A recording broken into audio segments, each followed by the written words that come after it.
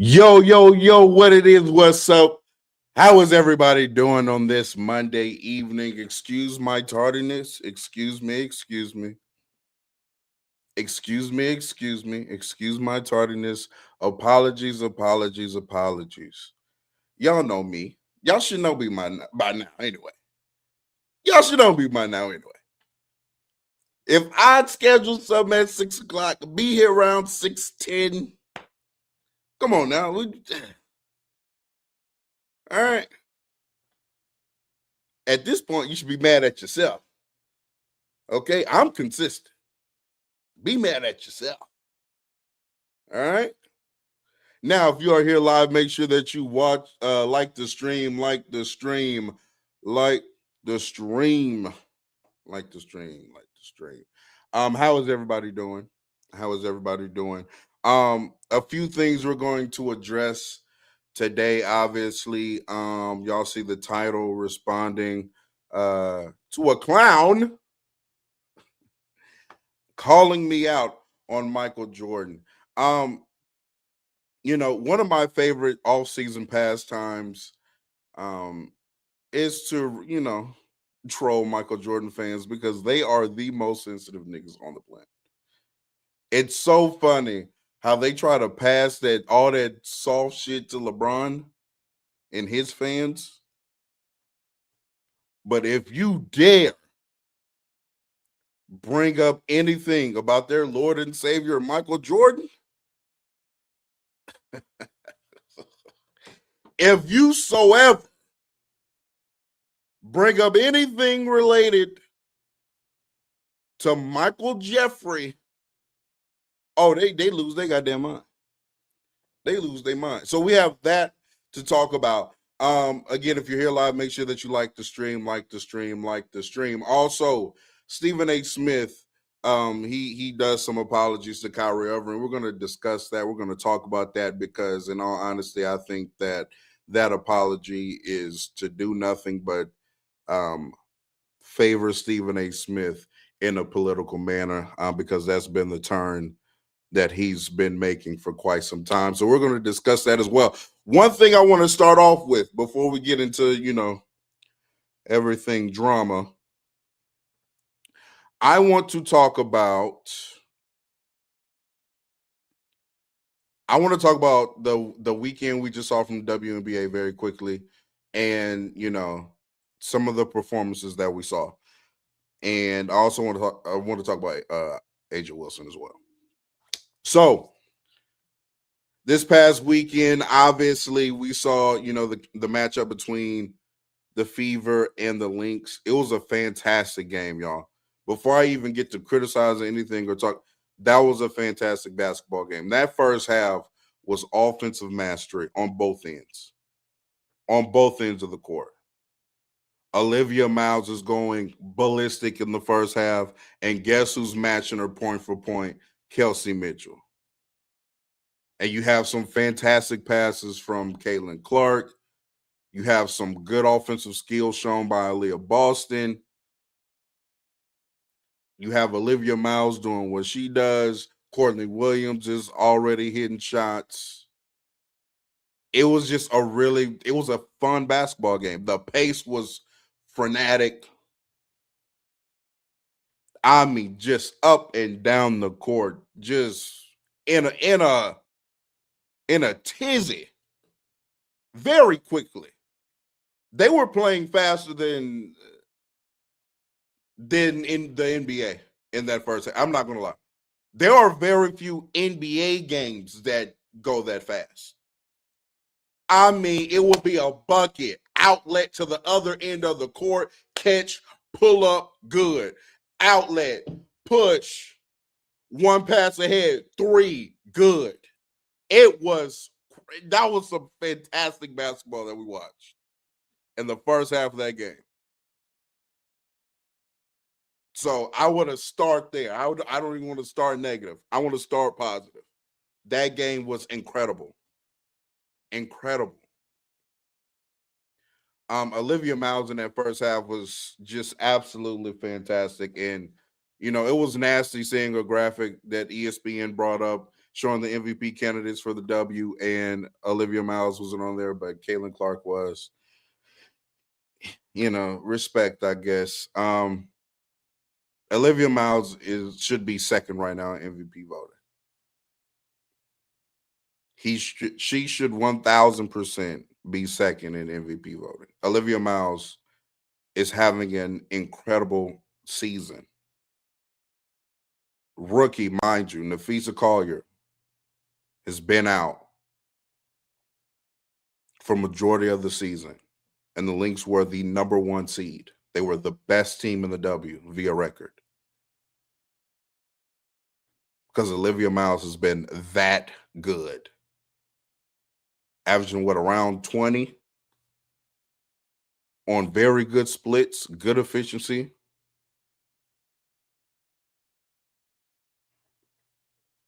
Could get to the free throw line to help that more. You know what I'm saying? As far as the raw, true shooting of it all, but her splits are fantastic. Can get to the rim, pull up, shoot middies, pull up, shoot threes. Can make every read out of pick and roll. One of the best ball handlers in the league. One of the best first steps in the league. Can get downhill at will. She's just an incredible basketball player, man. And to me, again, should be number 2 in the W MVP voting, in my opinion. And then, of course, you have Kelsey Mitchell, who had 37 and had to do the task of trying to guard Olivia Miles all night, every possession, picking her up 94 feet, face guarding her, etc., etc.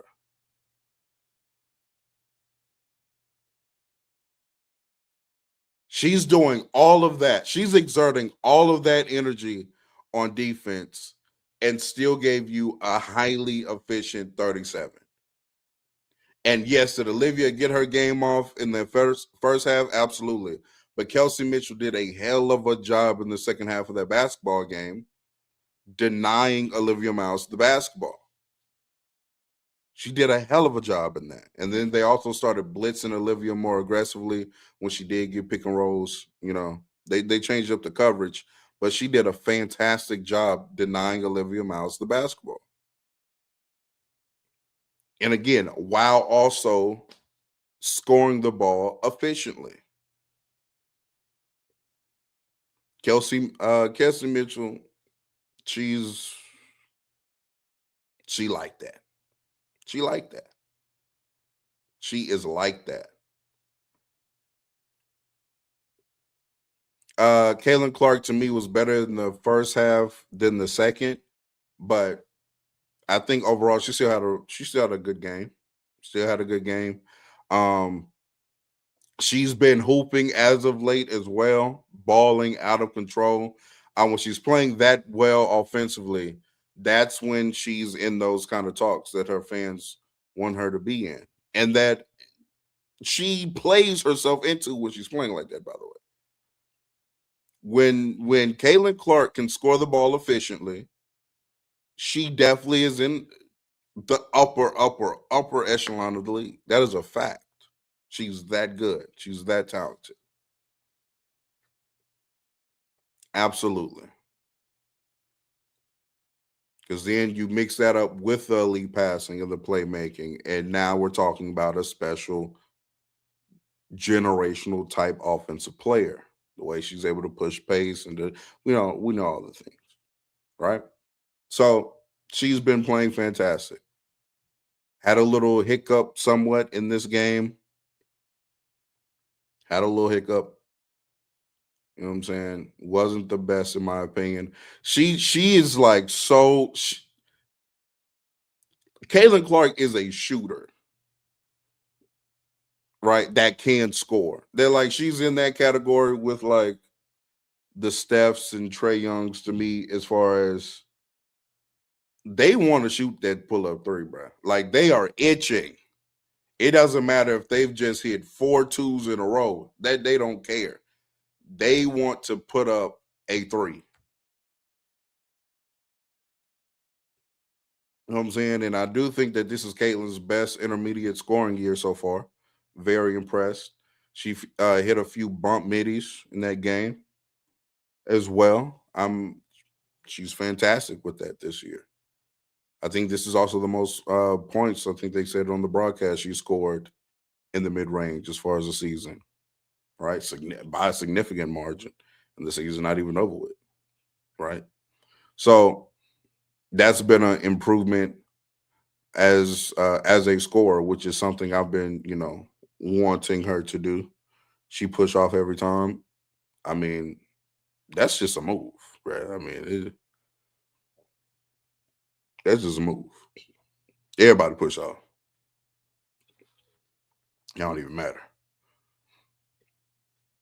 But she'll hit two or three of them little bump middies.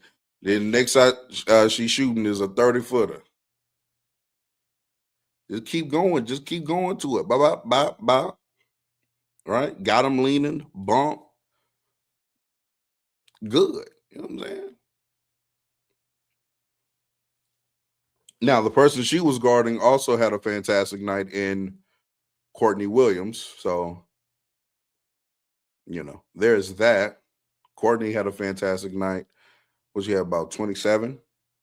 About 27, something like that. Uh One of the best pull-up mid-range shooters ever. So that is her bread and butter. Courtney Williams shoots the craziest fast break pull-ups I've ever seen in my life. Like she will dare be by herself, running full speed. 2, 3 defenders already back, and she'll shoot that by herself. But she be making it, so it's not like you can't tell her not to do it. But my goodness, is that not a good shot for majority of basketball players? Horrible shot. Just runs down there before her team gets back. Defender's already back. Running down there to shoot an 18-footer. But she makes it, so touche. Touche. But she had like 27 that night. Olivia Miles and Courtney Williams are one of the best backcourts in the league. I still have Caitlin and Kelsey as the best backcourt in the league, but Olivia and Courtney won the matchup uh, this time. Now, I do think that they play 2 more times before the season is over. Also, FYI, I don't know if this is an announcement, but this month will be the start of me streaming W games. I wanted to kind of wait towards the end of the season, heading into the playoffs. We'll be able to watch these teams right before they kind of head into the playoffs, see what everybody looking like. You know what I'm saying, and then go into the playoffs having watched the back end as a group. You know what I'm saying? So we'll start streaming W games this month. Now, something else I wanted to talk about the W is Asia Wilson. Now, as many know, I am one of the biggest Olivia Miles fans, right? That you'll find out here, right? And do I say, oh, Olivia Miles for MVP sometimes? Yes. Just know though, y'all, I'm trolling when I say that. Asia Wilson is having, bruh,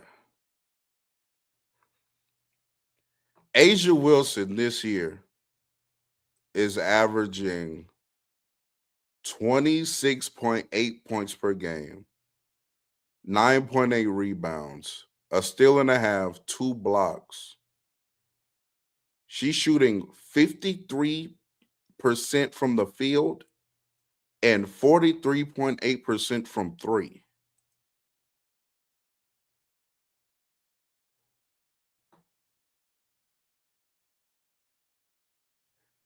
This is the equivalent of, y'all know that Joel Embiid season that y'all swear he's the greatest player to ever touch a basketball in those 32 games, right? That season, 24. This is like 24 if like he played the games.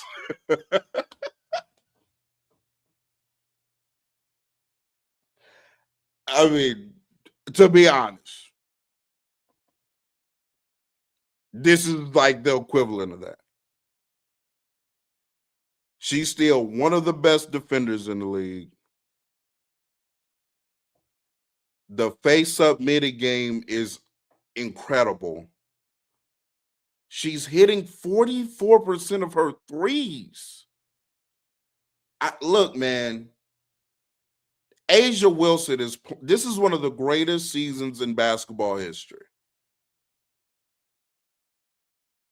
Like they tried to say that about her last year. I wasn't there, but this year she has a 62.8 true shooting right now. She's averaging 27 in the W. Bruh. On 50, 44, 84 splits. What does she shoot from the free throw line? 84 and a half. This is ridiculous what Asia Wilson is doing this year. It's ridiculous. She is in a class by herself. She is by far and away the best player in the league. It's not even up for a debate, a discussion, nothing.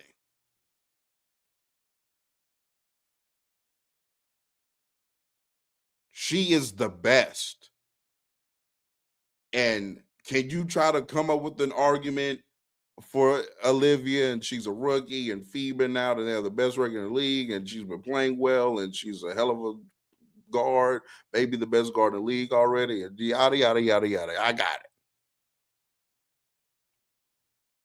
What Asia Wilson is doing is it's insane right now. It's incredible.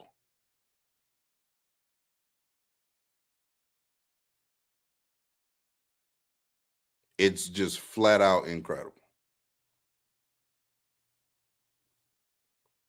So she should win the MVP. Asia Wilson. If Asia Wilson does not win this year's MVP, this will be one of the biggest robberies in the awards history. And again, y'all know I love Olivia Miles. What Asia doing this year is different, bro. It's different. It's different. And she's doing this like every night, bro. Every time you check the, you know, if you don't catch their game that night, you maybe check the box score, and Asia has yet another efficient 30, 12 rebounds, 5 assists, 3 blocks. Even against teams where, you know, I watched her play last few seasons, and that could give her a little trouble, like the Liberty. It's because the Liberty are just huge right in their front court, and Jones and B. Stu. And so I could, you know, sometimes the length would bother her a little bit. Gave them like 33 and 12. Like on dumb accuracy. It's like she's just doing this every game. Is this gap as big as prime Jordan and Bron? Yes. Yes. And mind you, I say like last year, her regular season wasn't up to par with this one, but that playoff run was incredible.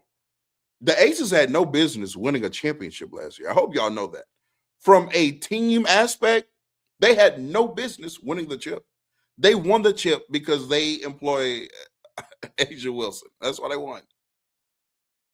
They were not the best team last year at all.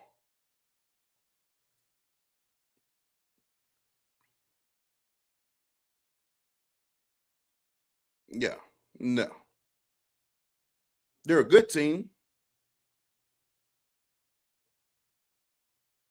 If the Aces win the championship this year, it'll be because Asia Wilson is that good yet again.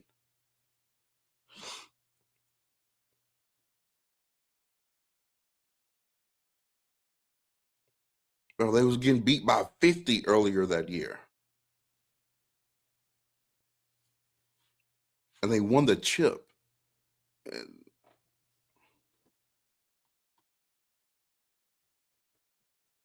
Asia Wilson's incredible. She's incredible. Um, I would love to see. Yeah, I did see the Kelsey Plum news. She's in what's called Connecticut. Is it Connecticut or she on what's it called?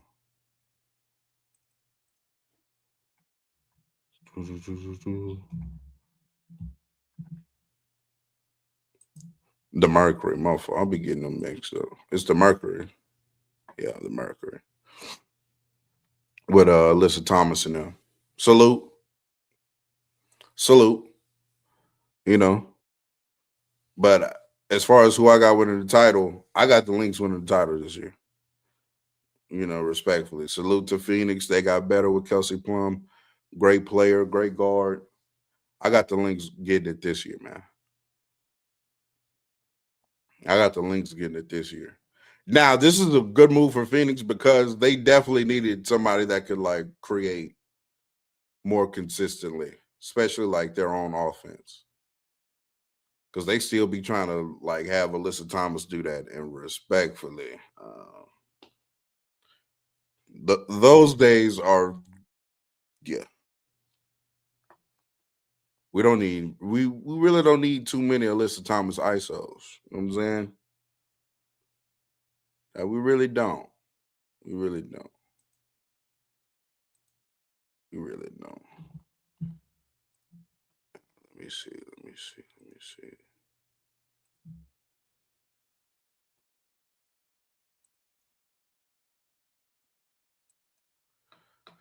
So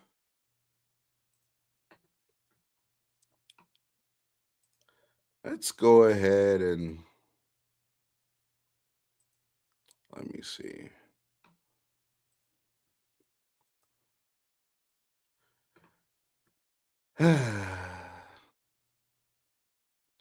Apparently,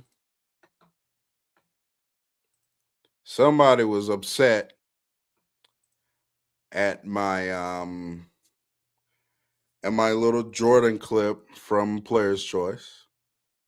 Salute to the team, salute to the fam. Salute to the award show. Your boy took home, I think, 3 awards. Rookie of the Year, uh Moment of the Year, and something else. I don't even remember. What's the third one? Rookie moment.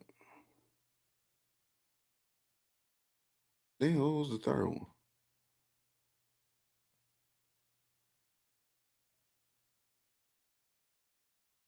I don't remember the third one. I don't remember the third one. But yeah, took off 3 awards. Was top 3 finalists for MVP as well. So you know, first full time season on PC on the panel. I think we voted well. I think we voted well for ourselves. You know what I'm saying? Me personally, uh, oh yeah, it was beef of the year. That's what I want versus Jokic. That's what I want. Yeah, yeah, yeah. Yeah, Phrase went to Penn with intellectual curiosity, actually. So yeah. And yes, Mars won the MVP. But you know, again, you know, I think, you know, boded well. For everybody that's saying I wasn't a rookie, this was my first official full season officially a part of the panel. I came through sometime midway last year as a guest. That's it. That's all I was last year, was a guest. But my appearances are so impactful. My presence is felt so much so that you would already think I was already just a member of the panel. I know I'm that good. Stop. You don't have to keep telling me. Okay? I was a guest last year. All right? But yes, episodes are a little different when real talk shows up. And everybody knows that. Huh? So don't blame me for being impactful. I'm just impactful. My presence is felt. All right? My goodness. It's crazy. Anywho's, Ja Dad said, SCA Dad said, Ja top 3-point guard. Yeah, you need to get out that dope. The good dope. What's your, yeah, that's the good dope.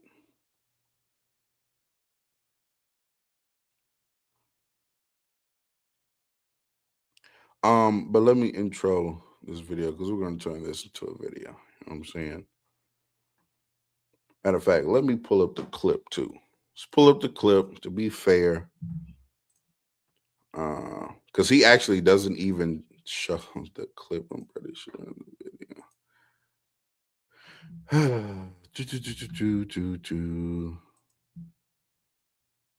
Player's choice.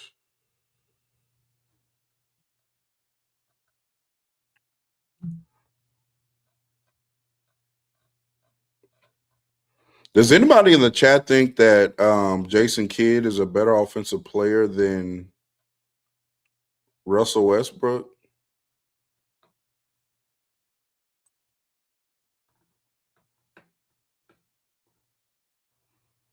Let me know in the chat if you think that. Just let me know.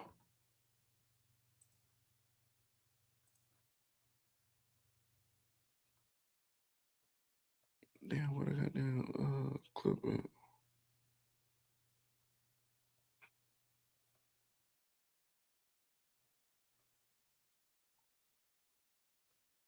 It's got to be further down. Yeah.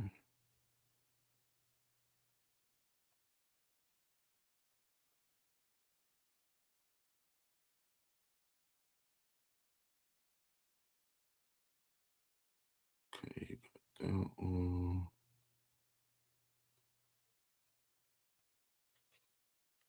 Damn, when did I say this? It's been a minute.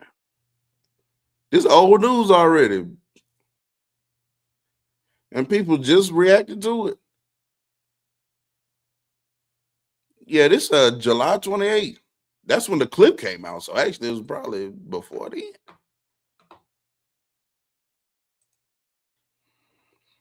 All right.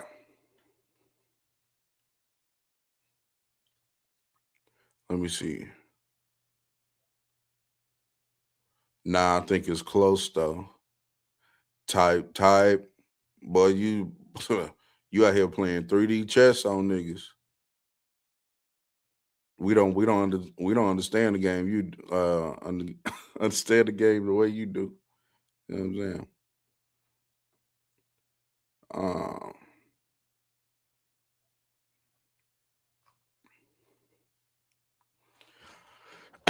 I just don't see how one can come to any logical conclusion of Jason Kidd being a better offensive player than Russell Westbrook at his best.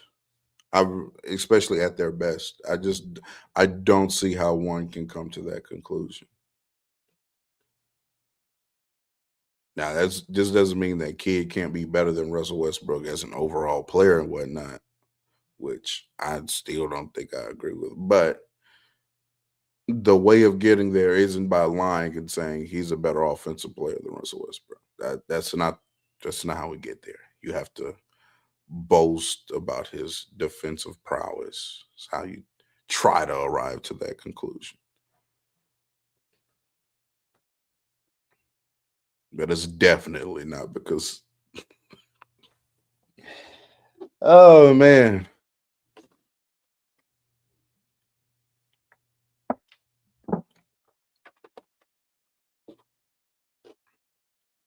Man, we just be on there saying stuff sometimes.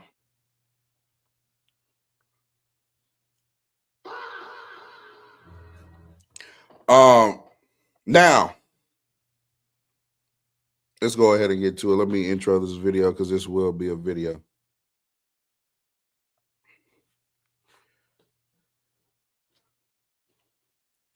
Let me see. So apparently, I got the old heads in the tizzy when I, told the truth about their Lord and Savior Michael Jordan. Now, let's go ahead and get into the clip. Before we get into the clip, actually, make sure that you like the video, subscribe to the channel if you're not subscribed, turn the notification bell on so you know we're live and we'll drop another video. But yes, I got Jordan fans in the tizzy with this one. Let's get into it. That nigga not that good, bro. He just playing trash comp. Put Kobe in the mid 80s, 90s. He doing that same shit. Put Dwayne Wade in the mid 80s, 90s. He doing that same shit. Clearing out a side of the floor and beating some mid-ass defender in front of you. Man, please. When all these people nowadays got to see zone concepts, they got to see loading up. That's why I don't be moved when they be, oh, Michael Jordan, look at these series. He's averaging 42 on +8. Yeah, nigga, against Mars. I don't give a fuck. It's the right, so that's what I said. Now, mind you,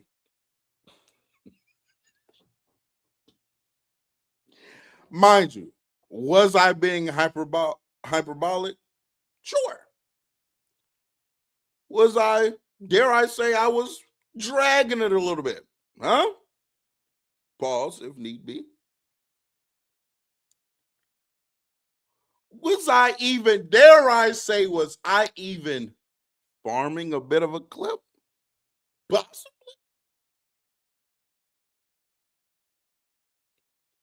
However, sometimes you have to exaggerate to catch people's attention. So then you can actually have the honest conversation because you've gotten their attention. And clearly, this has happened because once that clip hit Twitter, boy, was it ablazing. Boy, was it ablazing. I had people, shout out to Ash. Ash was taking time out of his day finding clips and film to clip up and quote tweet. Then he sent me a DM to come to my Discord. We're watching MJ live right now. No, nigga. Hey, it wasn't that serious to me. All right. So let's start there. Was I being hyperbolic? Duh. And I feel like I be forget you can't assume. You can never just assume that people are like smart enough to not take you so serious and face value when you're like being obviously hyperbolic. But people don't know me. So that's on me. Maybe you think I was being 1000% serious in everything I said in that clip. That's on me. If that's your first impression of me, then there it is. But again, on this video, I will still be explaining that no, I'm being hyperbolic, but the sentiment still stands.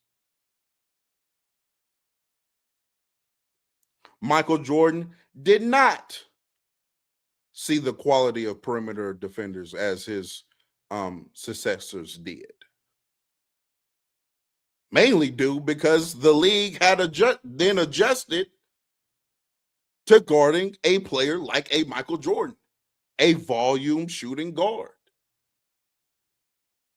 Because after Michael Jordan, we got a handful of them. So it was a need. There was a need to be able to contain these type of players. Before Jordan, those type of players were seen as losers. That's not winning basketball. Game was more prioritized around bigs. Your two guard averaging 30. It's not good basketball. Michael Jordan then came into that league, flipped that concept on his head, and then all of a sudden you have Kobe's coming up, you have Vince Carter's, Allen Iverson's, Tracy McGrady's, and now all of a sudden you have to be able to guard this type of player. It was a new point of emphasis. So yes, I still stand on Michael Jordan didn't see that quality of perimeter defender that post Jordan wings and guards had to face. I'm standing on that. Joe Dumars, good defender. Does that also mean that there were no good defenders in his time? Sure, there were. Sure, Moncrief, Michael Cooper, those are good defenders back in the day. Yeah.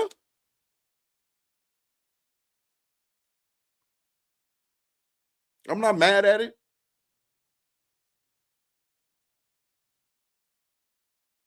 But there are more of them. That's what I'm saying. There were more of them as the time went along because that was a bigger point of emphasis. Just like, in my opinion, I'm also one that like kind of values Steph's 21 season over 16 for that very reason. Is 16 amazing from a statistical output standpoint? Absolutely. Just ridiculous accuracy, ridiculous efficiency.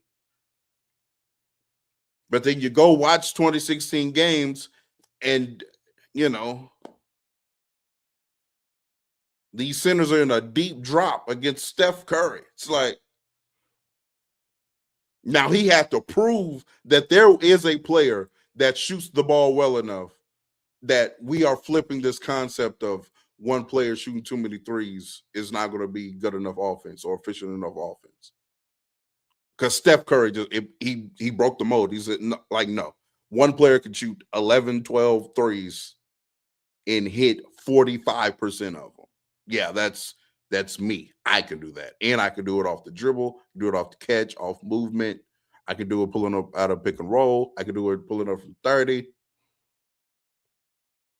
So then by the time we get to 21, the league has adjusted a little bit to Steph Curry and how to guard Steph Curry. And then he has that season. Then it's like, okay. Because now we just beat people in isolation because people are just switching now. You know what I'm saying? There are more versatile defenders in the league. In 2016, you could still kind of hunt 4s and 5s in pick and roll because Zach Randolph was still playing like power forward. You know what I'm saying? Now, 4s aren't really an option by 2021. We're starting to get to, some more versatile mobile 4s. It was just a better league to guard that type of player. And Steph had, average 32 on 65.5% true shooting. That's incredible. To me, his best season, in my opinion. But let's see. Here is I know this young man's sports and fitness rants. That's what they told me his name was. Sports and fitness rants. Apparently somebody had sent through a super chat on PC and said, "Oh, this guy is calling you and chill out, yada yada yada." So I said, "Hey, might as well see what brother's talking about, get a little content out, and see what brother is talking about." You know what I'm saying? So here we are. Let's see what Sport and Fitness Rants had to say. Yo, YouTube, what's up with your boy? Sports and Fitness Rants. I'm back, guys. Click that like button. Subscribe to my channel. What's up, y'all? Welcome back, guys. Welcome back. Got another great video for you guys today. As usual, you guys know the deal on this channel. So about setting the record straight, stopping the lies, stopping the narratives, stopping them from rewriting history, guys. And in this video, we are going to be talking about this clown again from Player's Choice. It's not Chilltown Hoops. It's clown. The young man doesn't even know me. That young man doesn't even know me. And he's name calling. That's very rude and inappropriate. This time, it's some other weirdo. And the thumbnail of this video is that clown, another weird LeBron James fan that never played. Weirdo LeBron James fan. Who's that behind me in my...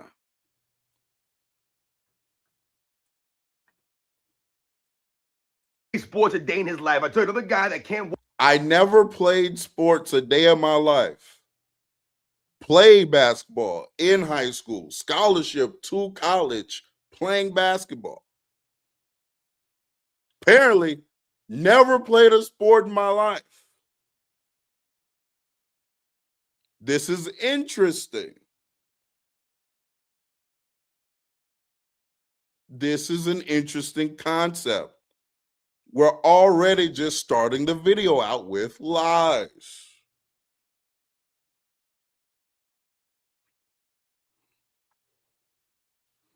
Am I big now? Yes. It doesn't mean there was no point in my life I was small.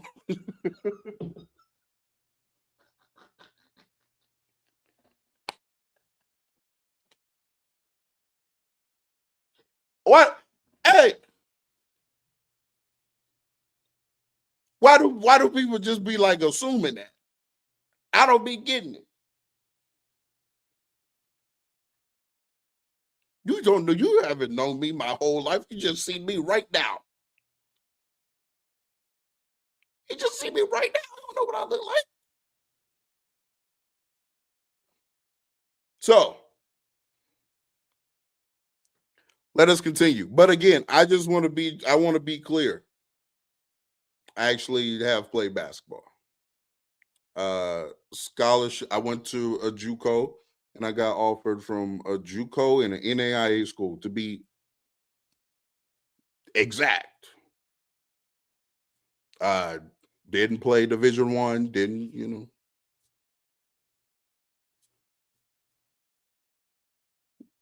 but education was paid for because of basketball, you know what I'm saying? So just want to be clear in that. So we can continue. Walk up a flight of stairs without being out of breath. These guys out here talking about an era they never watched, and this dude's trashing Michael Jordan, saying, I do a flight of stairs perfectly fine, by the way. That Michael Jordan played against trash competition. He's not impressed with Michael Jordan at all. Michael Jordan didn't do anything. This weak-ass era he played in, that's why he put the stats he put up, because he didn't play against nobody. He didn't play against the kinds of defenses that the guys play today. Weak stuff again. Never watched the 80s or 90s. Here he is talking about the 80s and 90s. So here's another lie. So actually on my platform, because this is what we do over here on Real Talk, on Real Talk's channel, we watch games. So actually I had a whole off season in which me and my following on playback, RIP, sat and watched old school games. And also just outside of that, I have gone back and watched. Actually. In fact, I implore more young people to go back and watch, because your opinion would change as well. And I don't think the old niggas is realizing this yet. Here's the irony. The irony is the young people that go back and watch are more likely the ones saying what I'm saying. The 17-year-old that calls Michael Jordan the GOAT probably hasn't watched a single Michael Jordan game. He just knows about his sneakers and he's known as the GOAT. If he didn't grow up a LeBron James fan. I'm saying, you know what I'm saying? It's the young people watching who change their opinion. I don't think y'all realize it's not helping the case to go back and watch a lot of these players. It's not helping. It's not helping. I need old heads to realize this. That footage is not helping Magic. It's not.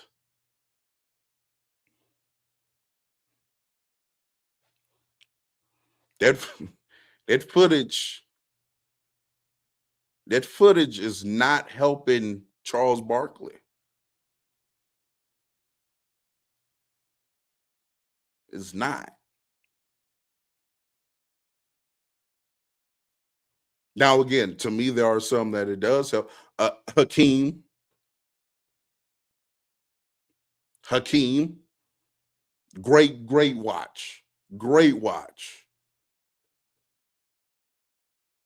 So I'm not saying there aren't old players where the footage does benefit, but some of these niggas, hey, you go back and it's like, oh, this is hype for real. Let's continue. Once again, never played basketball. Talking about Another lie. Basketball, man. I'm telling you, I'm really getting tired of you weak ass dudes, man. You cowards, you clowns out here talking about sports, man. You play no damn sports, man.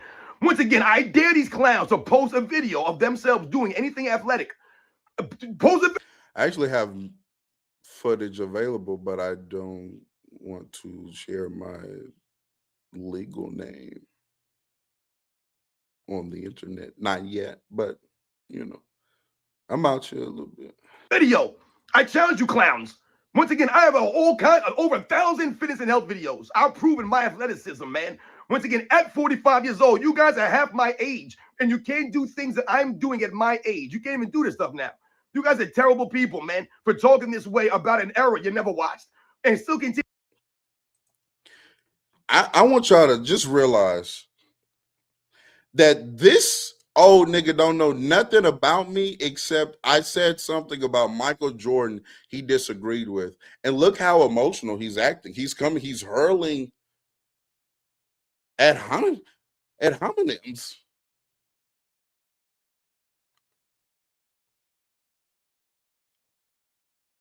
He doesn't even know me. All he knows is I said something bad about Michael Jordan or something that he doesn't like.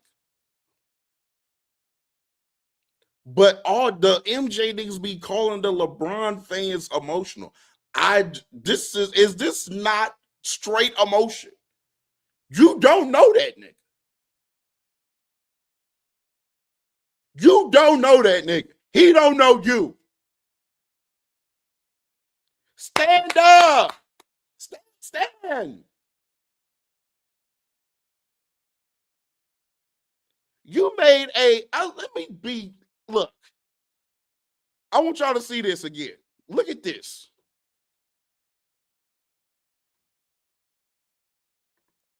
The clip was 29 seconds, right? This was the clip. It's over in 29 seconds. This nigga off a 29-second video makes a 33-minute video. Wait a minute. I want y'all to see this. This video is 33 minutes. The clip was 29 seconds.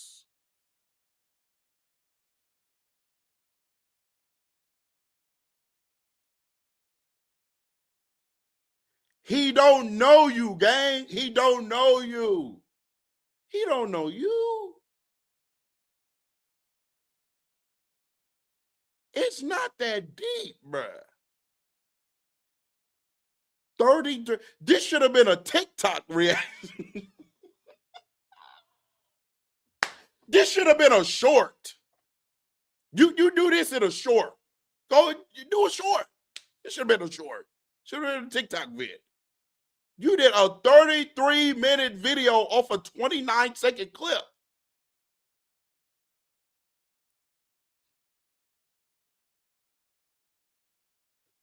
And we're how much into the video, and he hasn't stated not one thing about Michael Jordan. He's just been saying incorrect, false things.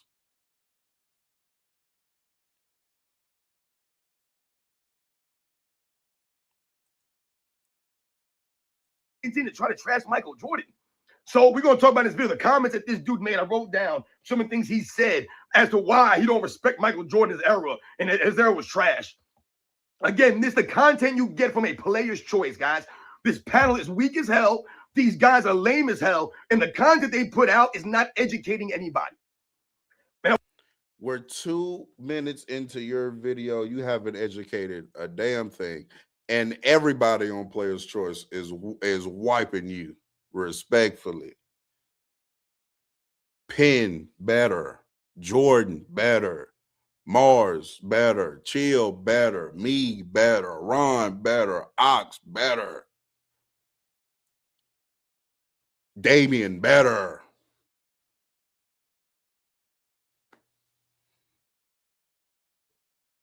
Come on, bruh. Come on, bruh. Matter of fact, let me see. I'm interested very quickly. Let's check his. I want to check his channel out and see how much education and knowledge about basketball on a quick glance. Let's have a quick glance. All right.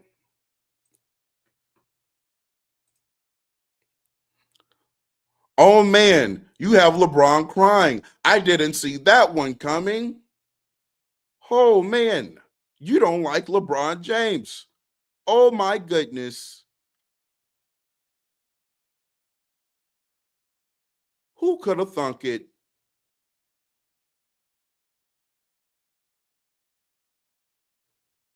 Steven Jackson says 47-year-old Michael Jordan pumped winning attitude into second unit.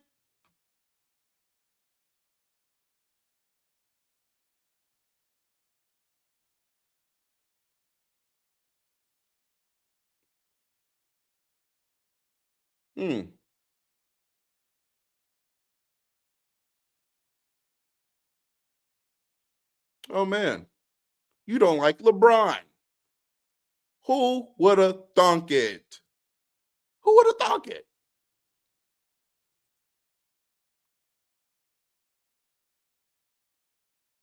So, anyways, let's get back to his video. The real teacher of ball. Huh? The real professor of hoop. Whole page Bron. Don't like Bron. These are just the type of things I was just talking about. Man, I want to thank you guys, everyone across the world, everyone across the states that's been supporting my channel. Shout out to my man BTG the Don that sent me the clip of this nonsense from the Player's Choice, guys. Once again, shout out to BTG the Don. And you guys know what to do. Turn the volume all the way up. Hit that play button. Remember, these videos are for educational purposes. And let's roll. So, yes, guys, like I said, man, I want to talk about this clip that I saw. Once again, shout out to BTG the Don that sent me this. I want to talk about this clip from the Player's Choice. So I've told you guys before. You have Player's Choice, who I believe is run by a couple of these guys. I think Chilltown Hoops might be the senior guy on the panel here, right? The dude's got to be damn near 50 years old. And he's over here talking about LeBron James and pumping LeBron. That's what makes it even worse for someone like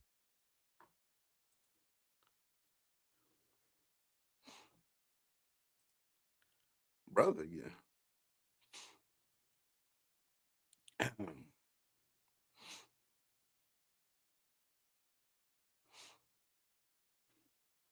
Yeah, everything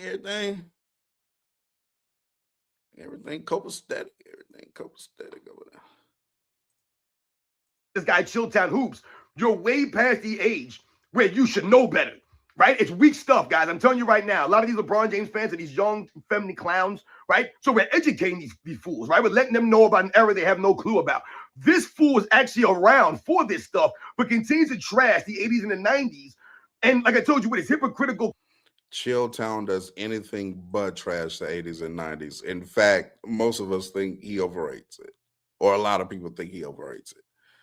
It's like it doesn't to them, to some people, it doesn't even like compute. How in the world can you have watched Michael Jordan and LeBron James and come to the conclusion that LeBron James is a better basketball player? To them, they're like, oh my goodness, how can you even remotely think that? And I just think that is absolutely wild. That's crazy. What is the harm in acknowledging how good LeBron James is? I don't understand it. I'm not even saying you can have MJ as the GOAT, and that's like a wrong answer. He definitely has a case. Obviously, his case is, I think Jordan's case is at best, and was at that level for a good enough amount of time to say, I'm the GOAT. Is basically Jordan's argument, in my opinion.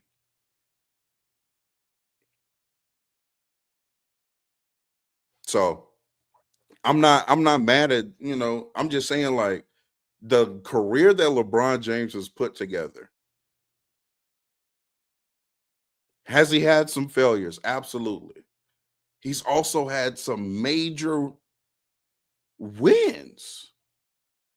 Came back 3-1. We've seen him hit how many clutch shots? How many big time playoff games has he had? The game sevens.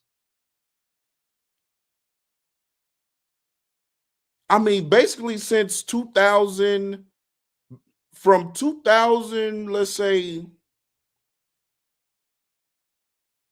13 to basically 2020. I mean, this is hands down the best playoff player in the league. Hands down. Not even a question. Who do you win the playoffs? 2013, 2020, LeBron. And it might even start at 12, to be for real with you. 12.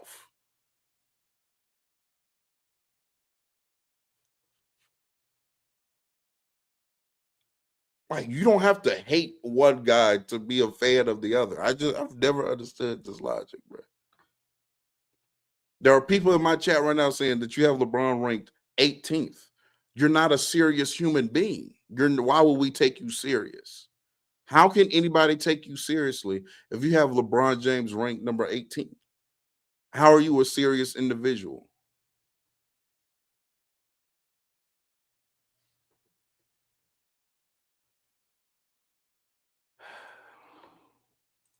Contradictions of LeBron James and LeBron James' career. It doesn't add up at all, this dude at all. So you have this panel of guys that is called the Player's Choice.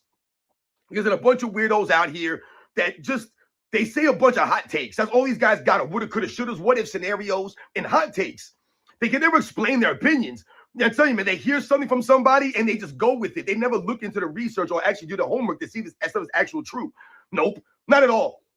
And they get this false sense of Michael Jordan's career. So again, remember, it's not just about Michael Jordan, but about the competition, the era he played in, because this guy is not just trashing Michael Jordan. He's trashing Michael Jordan by trashing his entire era. Has he made a point yet? We're almost 4 minutes into the video. Make a point. This is how, ladies and gentlemen, I don't know whether to be annoyed or impressed.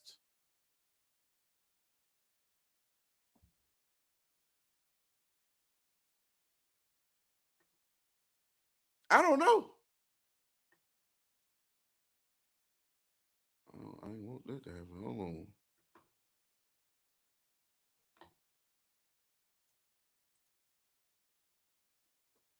We are almost 4 minutes into the video. He's just talking.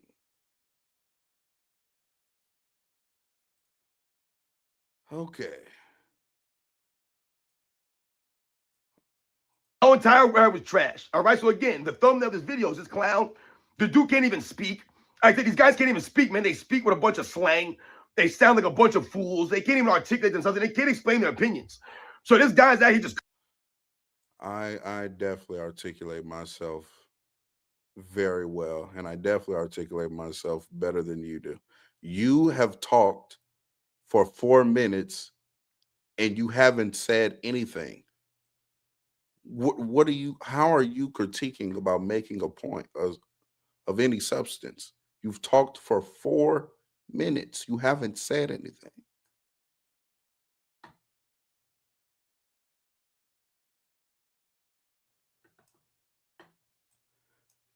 Cursing and saying a bunch of weird, cringy things that don't add up. Just getting emotions behind it, not giving you any facts.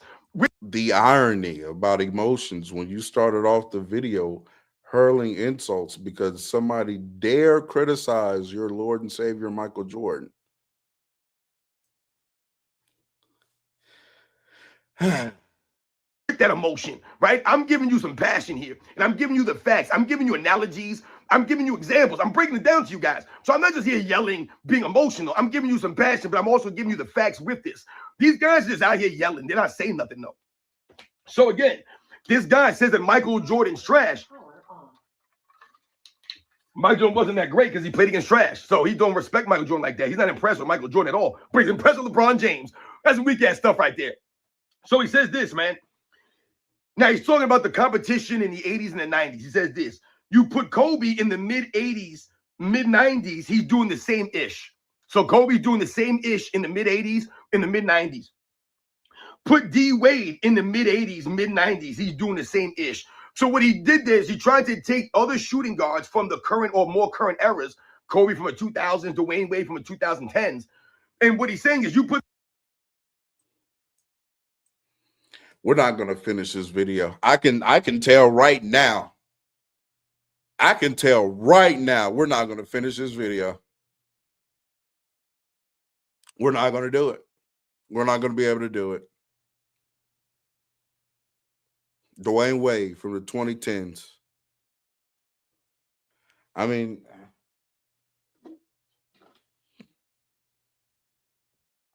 I guess, brother. And this gonna be somebody like Dwayne Wade played all up until when again anybody with a brain. So let me explain it before because I know oh my goodness it'll be somebody that would be like but Dwayne Wade played all up until 20. The point is that Dwayne Wade's the best part of Dwayne Wade's career is definitely more encapsulated in the 2000s than the 2010s, right? Most people, when they think of the best of D Wade, is anywhere from like 06 to 11. So 4 or 5 of those 6 years or whatnot would be in the 2000s, right? 12 and 13, he's still a really good player, but it's not the D Wade. It's not like peak D Wade anymore, right? So that's why we don't think of that. Okay, just because I know there will definitely be somebody. Oh, but D Wade, he played all the way up. It's like, yeah, he's still a 2000s guard. But let's continue. Hold on, where we at? Boom. Them dudes who are the best shooting guards of their era, let's say, you throw them in Jordan's era, and they're doing the same thing Jordan's doing. The funny thing about that is, again, it's funny that you didn't mention LeBron James there, but you mentioned Kobe Bryant. I'm sorry, did Kobe Bryant not mimic his game after Michael Jordan? I'm so confused by this. I thought that was the whole thing with Kobe Bryant. Why would I have to bring up LeBron James? That Kobe Bryant was trying to emulate, mimic his game after Michael Jordan. So how can Kobe Bryant then in turn do the ish that Michael Jordan was doing without Michael Jordan being there to show him the ish? Doesn't make any sense, man. You're out here just talking emotions. That's just straight emotion. You throw Kobe in there in the mid-80s, mid-90s, doing the same thing Jordan doing. How's he going to do the same thing?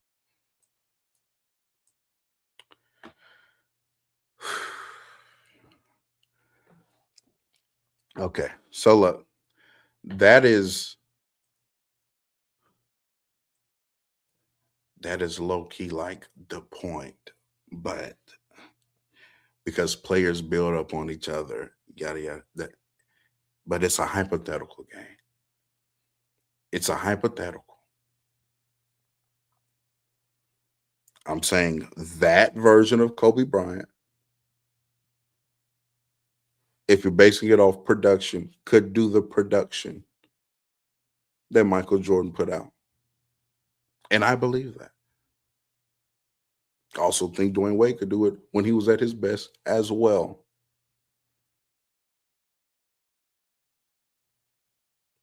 But see, that is the point I'm making. I've explained this. So let me do it in this video though. The point I'm making is don't come at me with just solely the production as explaining why the conversation. Let me backtrack. The conversation was about Michael Jordan being a tier one by himself scorer. That's kind of how we got onto the Michael Jordan topic to begin with on PC, right? What I was saying was I do not like when Michael Jordan fans either just use, ring count, volume, scoring numbers, and then be like, oh yeah, the best, the GOAT. Because to me, explaining why Michael Jordan is the GOAT goes beyond that. Explaining why anybody is the GOAT goes beyond that. People can mimic production and still, in my opinion, not be the same player. They're still not as good. And they can mimic production. So that's the point I'm making.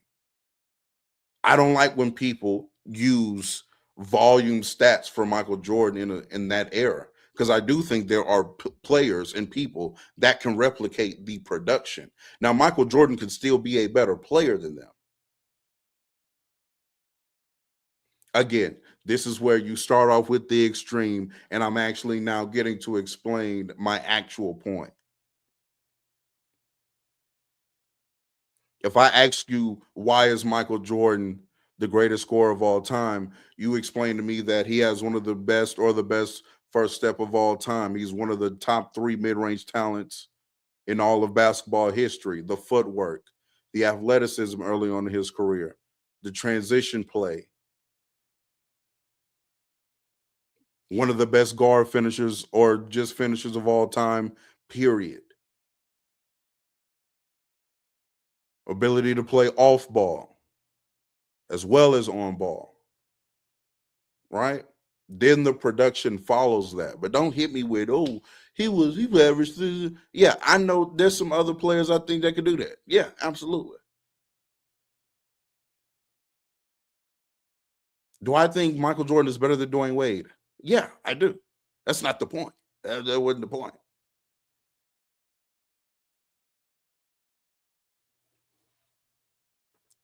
Let's continue. Where we at? Jordan doing without the vision, my man. That's like us saying all these years later, oh yeah, man, you put Jordan when Dr. J played, then he's doing the same ish Dr. J is doing. How is Jordan going to be doing the same thing that Dr. J did without Dr. J being there to show Michael Jordan? The same thing for Elgin Baylor. I told you, Dr. J talked in a documentary. I saw him in an interview.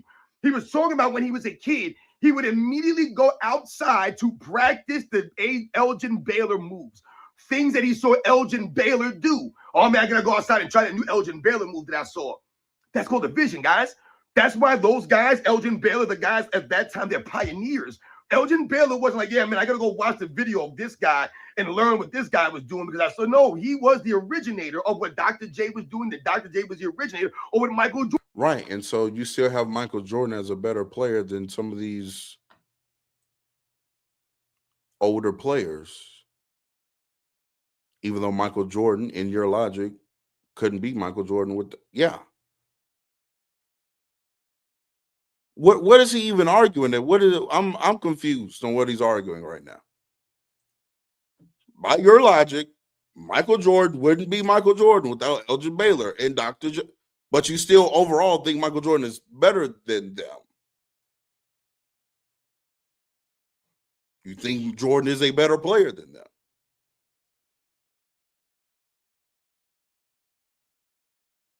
I don't even know what we're disagreeing about right now, to be honest with you. But let's see. Let's continue. Maybe I'm tripping. Jordan came to do. They all put their own right creative spin. Right, Michael Jordan added a different level to what Dr. J added to Elgin Baylor.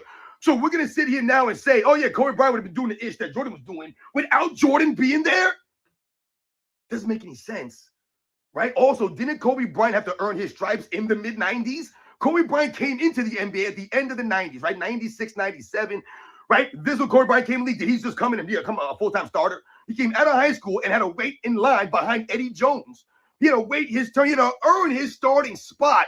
But this person telling you drop him in the mid 90s, which he did, he wasn't even a starter, man. And not because Kobe Bryant.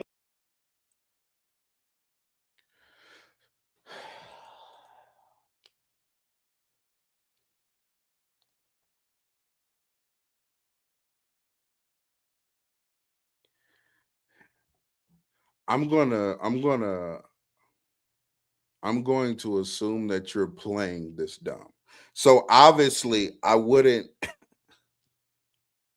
When we say drop X player in da da da da da, we're talking about them at their best, or at least that's in my opinion.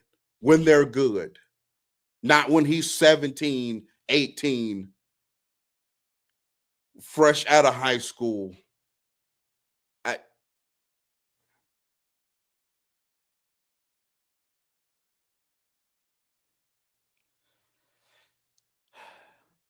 06 Kobe, if he played in 96, wouldn't have been behind Eddie Jones. I can assure you of that. 2003 Kobe Bryant would have stepped right in and been starting over Eddie immediately.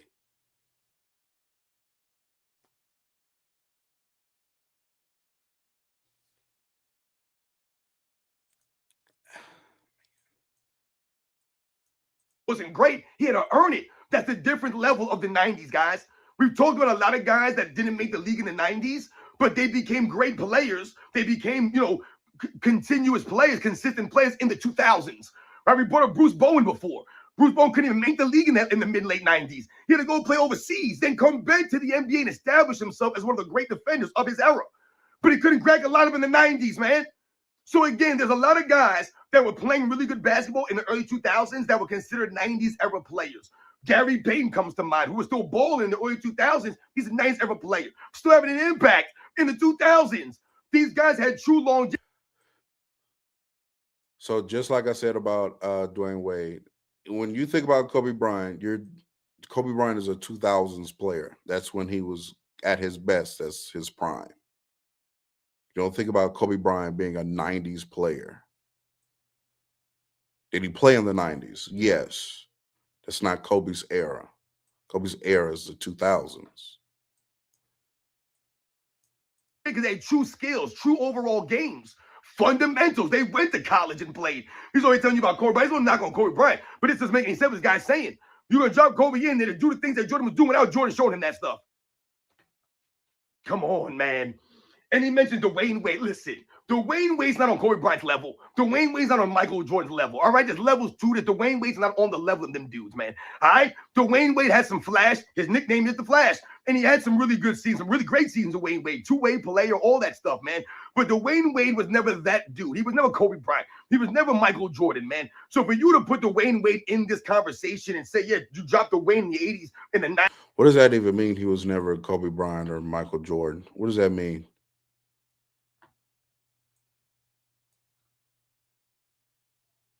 He was never okay. Yet again, you don't have to be that level of player, even if I disagree with you on that. You don't have to be that level of player to replicate production.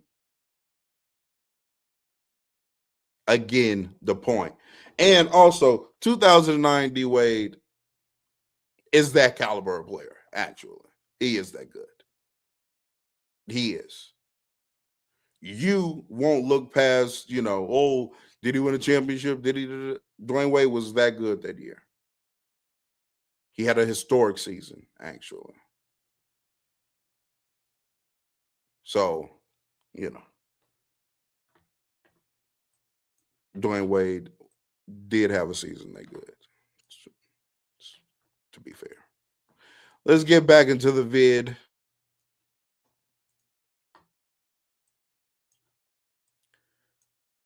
I'm getting bored, y'all. I ain't gonna lie. This ain't man. He ain't dropped no knowledge. I was looking forward to some knowledge. He's doing the same ish. No, he's not. No, he's not. With the physical style of defense, with the guys that you're going against, the team defense, the shot blockers down low. Dwayne Wade had injury issues, man. He had durability problems. So these guys are going to be getting hit hard. They're going to be getting put down the ground. Their durability is going to be because it's going to be challenged, man. It is. So Dwayne Wade, to me, wasn't that great of a mid-range shooter like Kobe Bryant and Michael Jordan. So he's going to have to live in the mid-range in the 80s and the 90s. I don't believe Dwayne Wade could do that. Is he going to be able to drive to the basket and dunk on some people? Absolutely, Dwayne Wade has a flash in that regard of a Michael Jordan, of Kobe Bryant. But damn, man, once again, we're trying to put Dwayne Wade on a whole nother level, man, and put him right there with Kobe Bryant and Michael Jordan. He ain't on that level, man. And Dwayne Wade's a great player, but he wasn't on that level, man. But for you to act like Dwayne Wade is going to come in the league and just do all this stuff, man, like that's insane to me. Again, didn't Dwayne Wade go to college? He went to college, didn't he? Yeah, he went to college. But we've been throwing Dwayne Wade out there. Doesn't make any. What does Dwayne Wade going to college have to do with?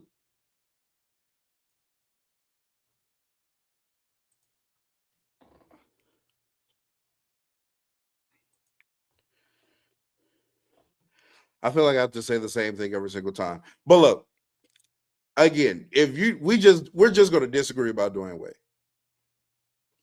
That's it. We'll just disagree about Dwayne Wade. All right. I have Dwayne. Isn't Dwayne Wade like third? I have Dwayne Wade as third best shooting guard of all time. So, and I think he does have a caliber of play that reaches a tier of Michael and Kobe. So we're just going to have to disagree with that. All right. Let's get past the Dwayne Wade point. I actually want to get to the Michael Jordan of it all. You know what I'm saying? Let's get to the Michael Jordan of it all. Sense. He's going to be doing the same thing. He never did the same thing as Jordan. When did Dwayne Wade ever do the same thing as Jordan, man? Come on, man. This is insane stuff. Didn't Dwayne Wade average like 36 in the finals? Wait, what? When did Dwayne Wade ever do what Michael Jordan did? 06. 06. I tell you, man, if you're an athletic dude, they just, oh yeah, you can do the same thing Jordan did. They just chalk Jordan to being some athletic guy. The hell out of here, man. Dwayne Wade was a very good defensive player, but he wasn't Jordan on defense, guys. Dwayne Wade was a very good all-around player, but he wasn't Michael Jordan, guys. He couldn't pass like Michael Jordan. He couldn't pass like Michael Jordan.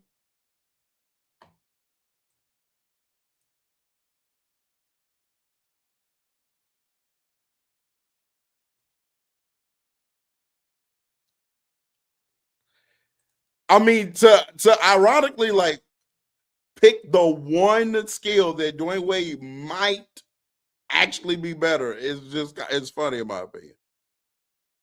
Because you could have said he's not the mid-range shooter. You did that earlier. I agree.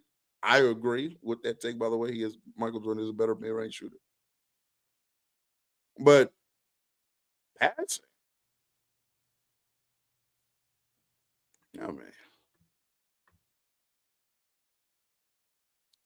I can't get with you on that one, B. I can't get with you on that one. I can't get with you on that one, bro. I can't get with you on that one. Again, man, he wasn't quick like Mike. He didn't rebound like Michael Jordan, man. He did not have the leadership of Michael Jordan. He didn't have the competitive fire of Michael Jordan. Once again, there's levels to this stuff, man. Levels. If you that much a competitor, you wouldn't want LeBron James. You wouldn't be calling LeBron James up. Hey, man, we got to stop Kobe Bryant. But you're telling me this guy's going to be doing the same ish as Jordan's going to be doing. The hell out. What did he say about LeBron? Levels. If you that much a competitor, you wouldn't want LeBron James. You wouldn't be calling LeBron James up. Hey, man, we got to stop Kobe Bryant. But you're telling me this guy's going to be doing the same ish as Jordan's going to be doing. The hell out of here, man. He ain't the score of Jordan.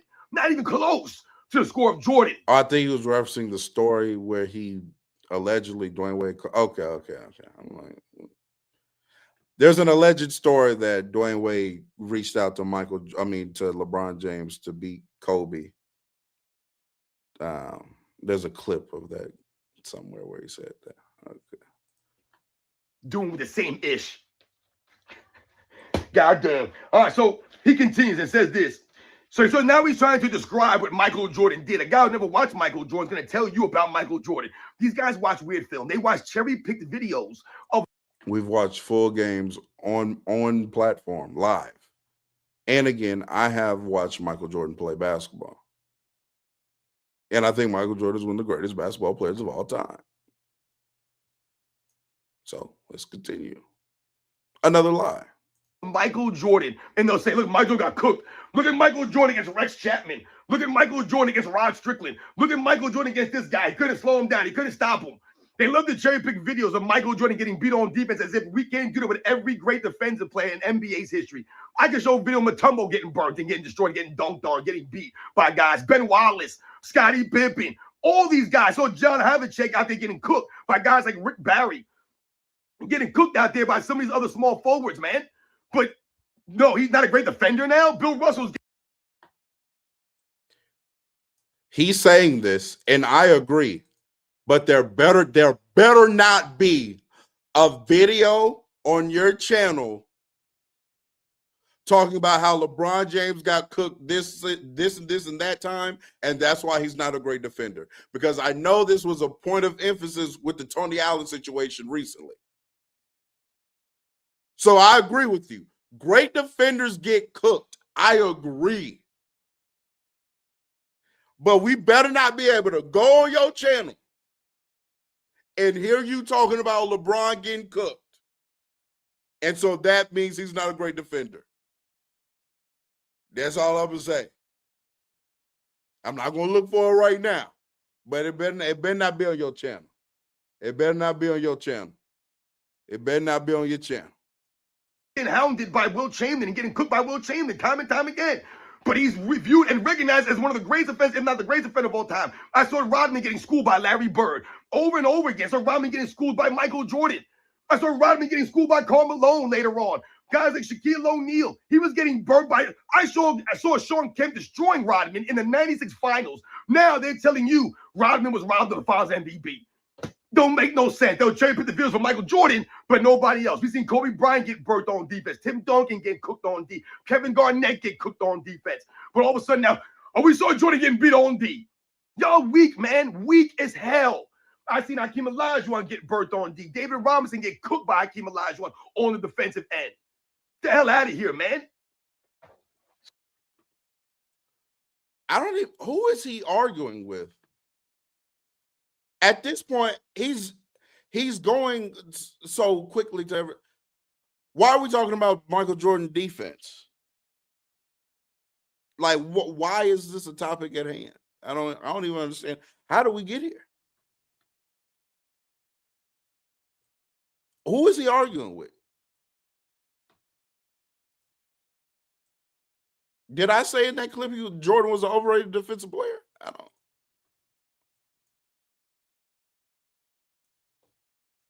People be fighting ghosts, gang. Fighting ghosts. Stupid. I'm going to say Michael Jordan held to a high standard. So he says this now, talking about Michael Jordan's game.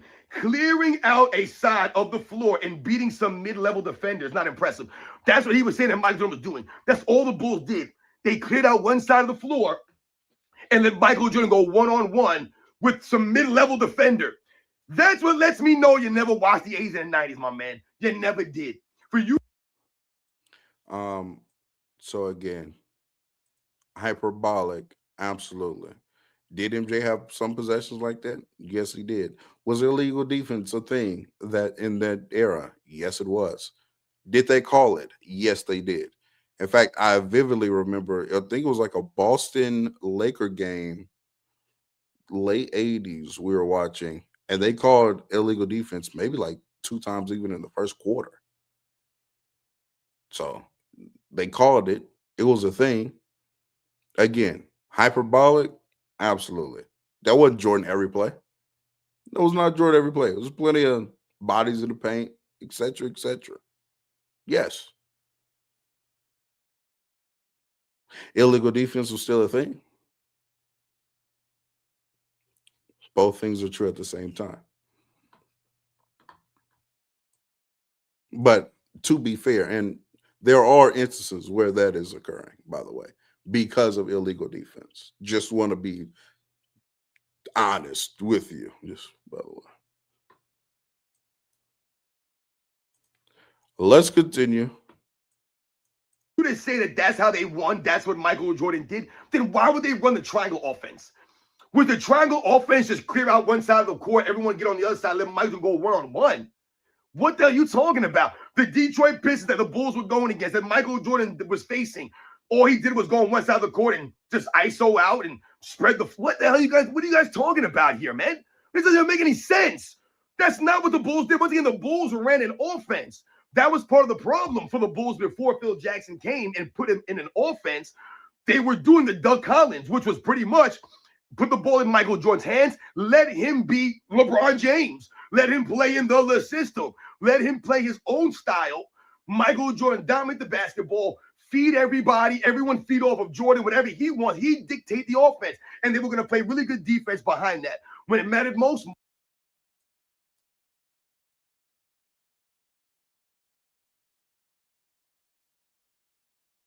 This is nasty, but it's a logical conclusion to come to. So, in all actuality, you're saying that the winning was due to the system, and you're almost explaining how Michael Jordan is a system player, and you're also saying how LeBron ball is just LeBron getting the ball and running and dictating everything. Are you then submitting that Michael Jordan is worse than LeBron James because Michael Jordan couldn't win like that and LeBron James could? And he didn't need a system to win. He was the system, and it won.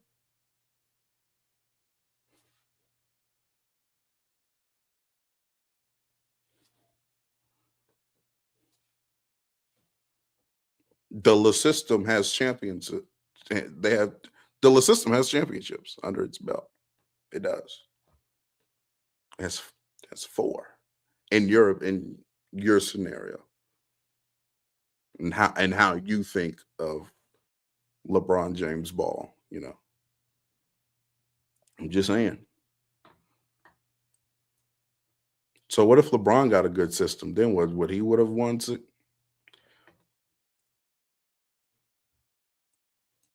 Michael Jordan come through in the clutch, keep it close with a really good defense.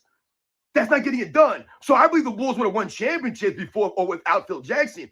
But it wasn't just Phil Jackson. It was the triangle system that Michael Jordan allowed them to implement. He didn't push against this stuff, and he did not agree with it at first. He was willing to give it a try.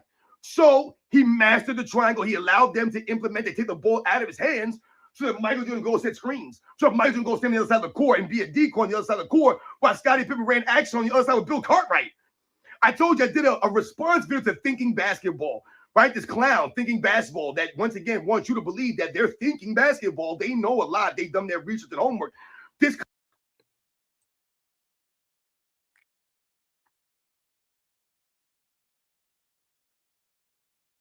I don't understand.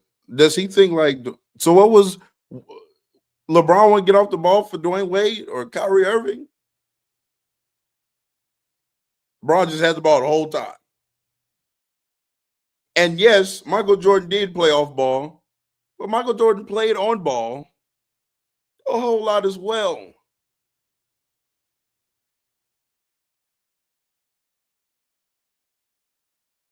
Not to mention leading the league in shot attempts every single season.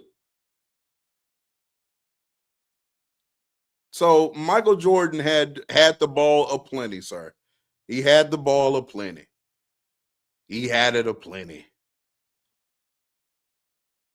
People love to try to get that triangle. Oh, he was such a more man. He was still leading the league in shot attempts every year in the triangle.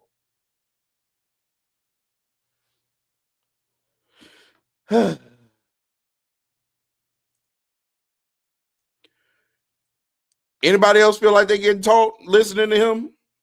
Class supposed to be in session right now. I'm just wondering if y'all taking notes and stuff. clown actually had the nerve to say in one of the videos that I reacted to, that he didn't understand why the Bulls were running their offense through Bill Cartwright to start the game. And I said, the reason why you don't understand is because you didn't watch the games in the 90s. You don't know the Bulls of the 90s. The Bulls regularly would try to get Bill Cartwright touches early in the game. That was what they always did. That was part of the routine for the Bulls. Try to get Bill Cartwright going early in the game, try to give him some touches early in the game. But this guy telling you, I don't know why they're doing it. You got Michael Jordan standing there, and they're over there trying to get Bill Cartwright some baskets. Yeah, that's what the Bulls always did. Again, Michael Jordan sacrificed for Bill Cartwright. He sacrificed for Scottie Pippen, Horace Grant, and B.J. Armstrong, and Paxson. Everybody. He sacrificed for all these dudes so they can get their numbers, so they can get some touches, so that they can be part of the team and feel good about themselves. So once again, they'll be prepared when Michael Jordan needs them. So Bill Cartwright will be there in the fourth quarter. Paxson will be there in the fourth quarter. Horace Grant, Scottie Pippen. These guys will be there at the end of the game when it mattered most because of the system that they played and the sacrifice that was made for them. These guys don't get this stuff. You show me Michael Jordan just clearing out one side of the floor and winning championships this way. Like, what are you talking about, man?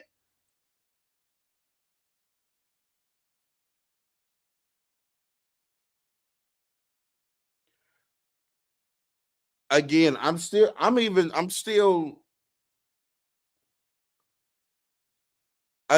again confused on what he's arguing. Okay, so Michael Jordan never had a clear side of the floor to ISO. Is that what he's arguing? And that he let his teammates get his game off? Oh, so he was sacrificing. The sacrifice led to the winning. Playing in a system led to the winning because he wasn't a good enough player to solo man it and win. That's what he's saying right now. Am I tripping? Is that not what he's admitting? He's saying when Michael Jordan was cleared out of side and it was Michael Jordan centric, they didn't win. He had to ingratiate himself into a system to win. But you're saying that LeBron ball is a problem, but LeBron won with LeBron ball. He won championships with LeBron ball. With him being, I'm guessing you would say, because that's the whole point, because the counter would be, oh, LeBron doesn't sacrifice for his teammates because he always has the ball, et cetera, et cetera. Whereas Michael Jordan sacrificed some of his game, let his teammates get off.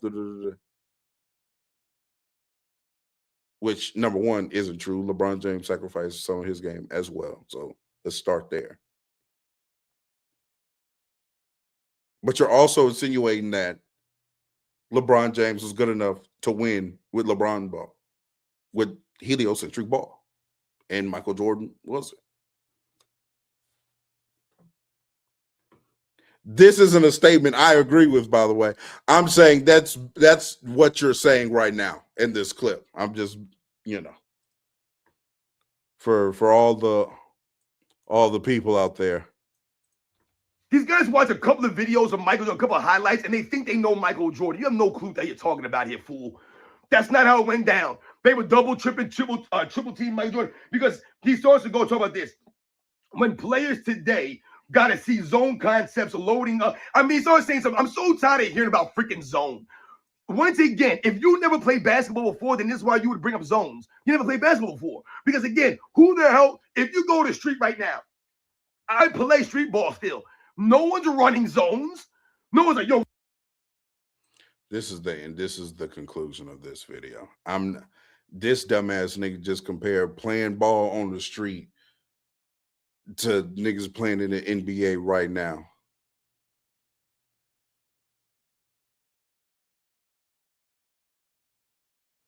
He just, oh, we don't run zone and pick up. What does that mean? What does that matter? You're playing pickup basketball. That's not the NBA.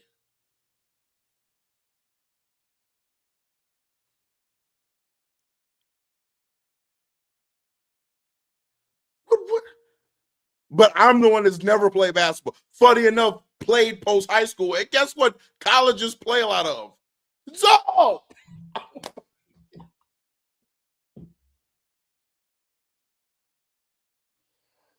Oh, man. Yeah, organized basketball tends to have some zone in it. Yeah, that's kind of what happens.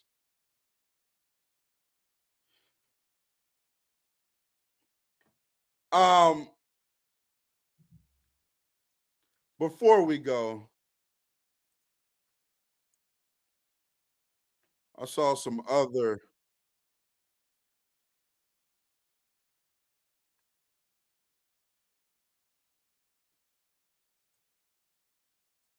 Hold on, where we at? Boom. There is an account called Hooper 215, and he's caught you saying some stuff about Michael Jordan. So let's see what that is. Ridiculous Jordan superfan is about to say some ridiculous shit. Listen to this shit. I mean, Robin said that Michael Jordan's a better shooter than Ray Allen. Yes, he is.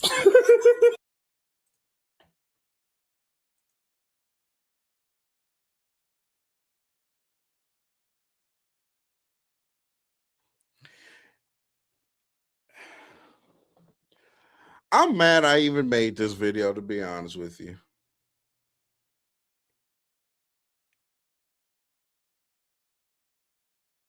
I'm gonna do better next time.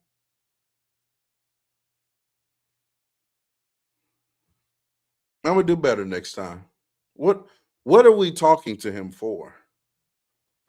I would have had a better time talking to like Ash for this hour and a half. We could have had some real good basketball discourse.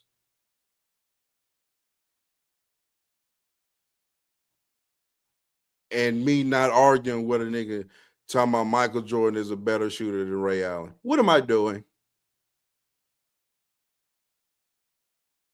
What am I doing?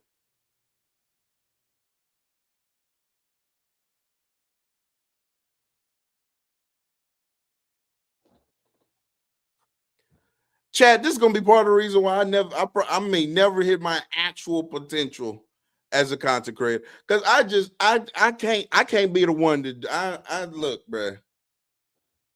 You got to hit a certain threshold for me to want to engage in discourse with you. And this not it. This just not it. Like I said, I should have talked to Ash or something. I'm sorry. This is dumb. This is dumb. I apologize. But this video will be out. And maybe we do record one with Ash or a serious MJ contender. And we have an honest discourse about it. Right? But debating fools or going back and forth with fools like this, Michael Jordan, a better shooter than Ray Allen. Then I see this other post, y'all. Somebody put this in the Discord as well. This is him. So Kyrie Irving goes down, he tears his ACL, and he puts out, "I'm sad for Kyrie Irving, ... But I can't help but think this is exactly how LeBron James lays on the floor when he isn't seriously injured." What are we doing? What am I doing?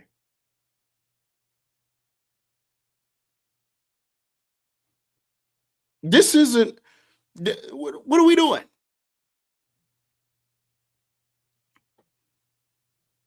What am I doing?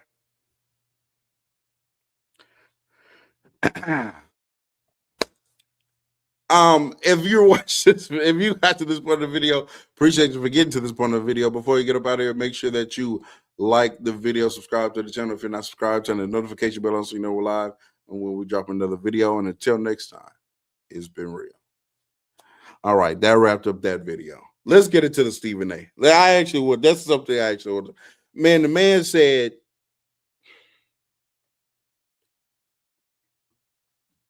I wanted so hard to be able to clip farm off that.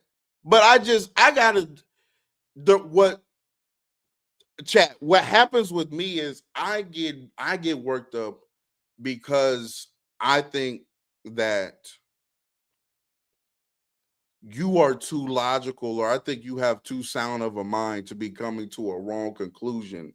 So that's why I'll engage in discourse and have respect for you, because I think that we can come to some reasonable conclusion, because I think you have the mental capacity to do such.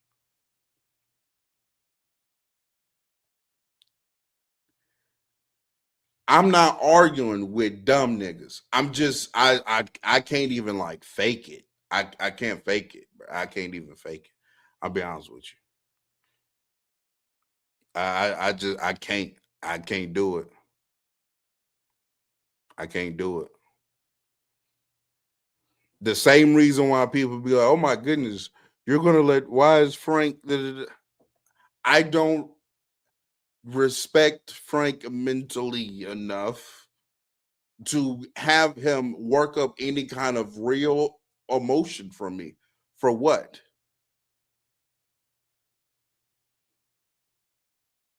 I mean, I don't know if that's harsh or whatnot, but I'm telling y'all my truth. Why would I let somebody like Frank actually get me upset? Why would I do that? That's crazy to me.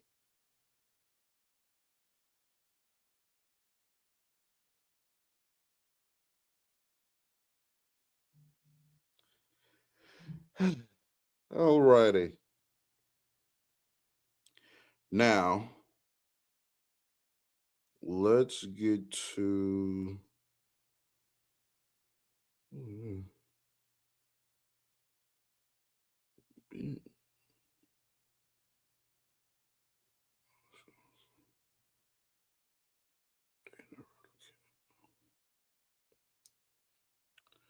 Alrighty, y'all. Now, used to crash out on GMAC though. I was younger. How many? That's about 3 years ago. That's about 3 years ago.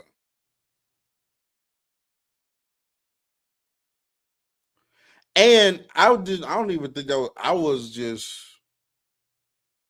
bored.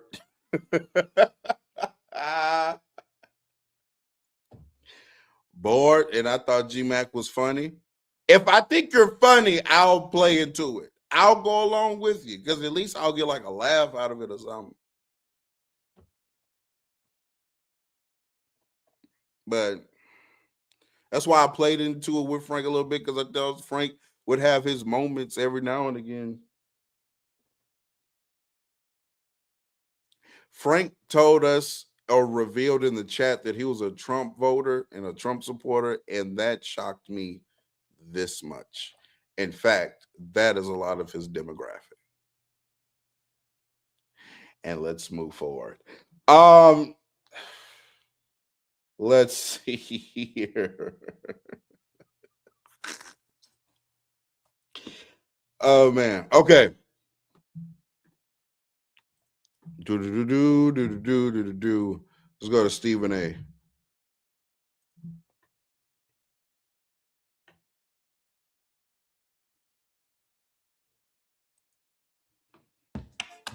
I tried every type of ED medication, Viagra or sildenafil, and Cialis or tadalafil. I know this works for some people, but I did not get reliable results. 4 out of 10.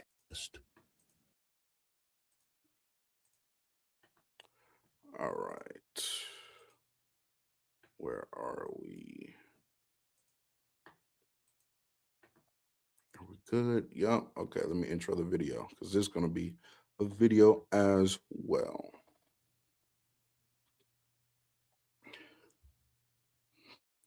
I want to intro. So Stephen A. Smith, came to an understanding with Kyrie Irving, and because of Dr. Fauci and his diaries, has issued Kyrie Irving an apology. But is that the reason, or is there an alternative motive? Let's get into it. So Stephen A. Smith had actually hold on, Chris. Let me go back.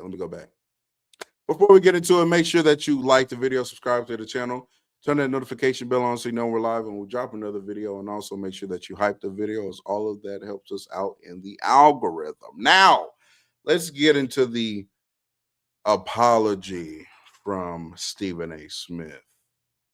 What's up, everybody? Welcome to this special edition Stephen A. Smith Show. I'm out on vacation and what have you, but I felt compelled to come on the air because, ladies and gentlemen, I have to do something that I've done in the past, but I haven't had to do but so much in my career. I just feel compelled to do it today, and that's to issue an apology. There's several people that we all owe apologies to, and I'll put myself at the front of the list, but none more so than the apology that I owe to Kyrie Irving. Now, I know that people didn't see, and his name has not come up over the last several months too much. So just in case you don't remember or don't recall, Stephen A. Smith for a period of time was just absolutely hating on Kyrie Irving every chance he got. He said the man should retire. He said the man doesn't take the game of basketball serious. I mean, he was talking greasy on Kyrie Irving, and it was reportedly due to an issue that he had with his dad or uncle, one of the two, if I'm not mistaken. Pretty sure his uncle or his dad, one of the two. So because of that, because of external factors outside of Kyrie Irving himself, he just had gone rampant on Kyrie Irving criticism. So, a little backdrop story just in case. And it really picked up when COVID hit.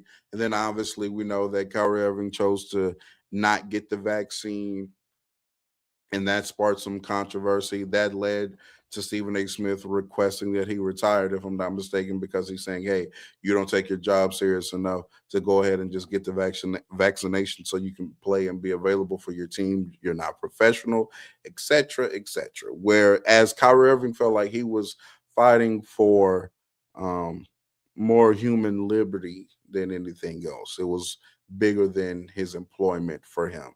And there are many people that had that same kind of mind frame. But Kyrie Irving actually applied it, and he chose not to get the vaccine. So that limited his availability for the Brooklyn Nets that particular, season.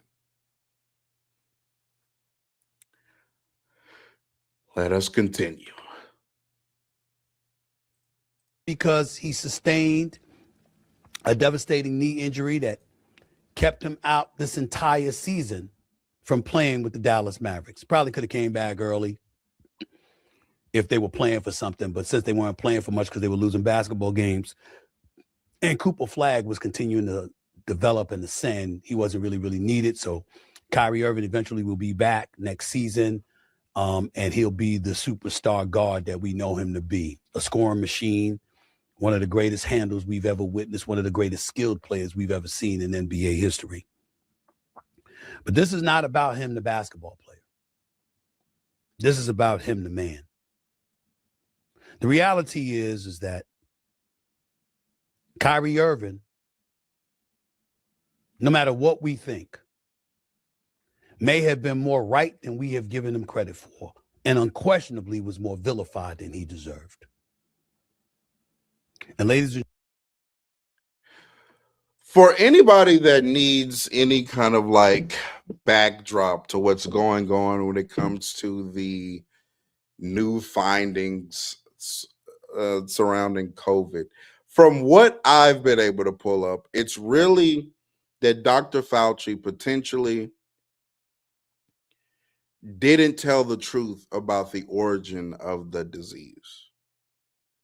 Is a lot of the criticism that I've been saying out of the diaries that's anything like tangible to the disease. Now there are other people putting out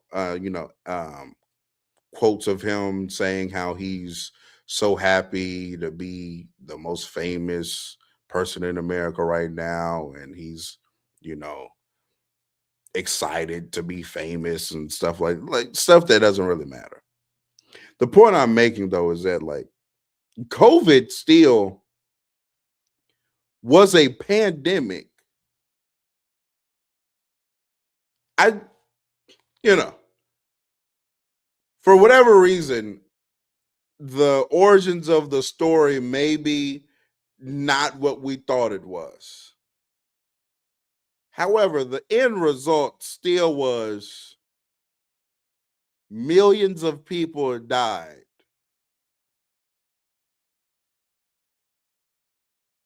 So this notion of like conspiracy theorists being validated, and I'm not even talking about Kyrie Irving right now, by the way, but this notion of conspiracy theorists being like validated in the, you know, not trying to legitimize the dangers or the effects of COVID, the disease. I don't know why that's like happening right now. Right. Now, in my opinion, I do think Kyrie had a point of it was so dumb to me how Kyrie Irving could go play somewhere else but couldn't play in New York. Right? But that was due to the city of New York, right? That wasn't on the league. That was on the city of New York. But to me, that was dumb. At that point, just let him play because he's already traveling to all these different places and stuff. You know, like at that point, you know. But again, this was a different time, and we have to remember the panic around the pandemic at that time because it was new. People were dropping like flies. You or one of your loved ones maybe have, you know, knew somebody that passed away from COVID-19. Like all of that still happened. You know what I'm saying? Like that's very much so still real. So just wanted to make that clear. But let's continue. Gentlemen, it starts with me. Keep telling y'all before on many, many occasions, I'm a man. If I'm wrong, I'll say I'm wrong. But when it comes to Kyrie Irving, I can't apologize strongly enough. You know, you may be wondering what I'm talking about because you may not be paying but so much attention to politics. I do. I always have and I always will. Not from an aficionado's perspective, but just as a conscientious observer, watching the news, watching these shows, listening to perspectives, reading the newspapers, etc. I pay attention to some degree. We know you pay attention because that's now like half or maybe even over half of your content now, at least your solo content, is politics. And we will be discussing this angle very shortly. Stay tuned.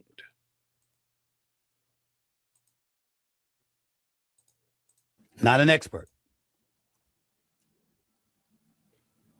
But I watched a gentleman by the name of Dr. Anthony Fauci show up on Capitol Hill. Show up on Capitol Hill just this past Wednesday. And Dr. Fauci was up there. And he was testifying. He was appearing before the Senate Homeland Security and Governmental Affairs Committee because they wanted to know specifically about his knowledge in regards to the coronavirus pandemic and what role he may have played, inadvertently or otherwise, in what ravaged this country and this world for over a year, if not longer. 1.2 million American lives were lost. Worldwide, more than 7 million deaths were officially reported. The World Health Organization estimates approximately 14.9 million excess deaths in the year 2020 and 2021 alone. Sorry to interrupt, but Edit this is out. important. The shooter who murdered my sweet little Daniel brought a highly lethal weapon with him to my son's first grade Crazy classroom. ad, by the way. And while that stuff was going on, Hold on. and while alone, and while that stuff was going on, we saw Dr. Anthony Fauci essentially protected.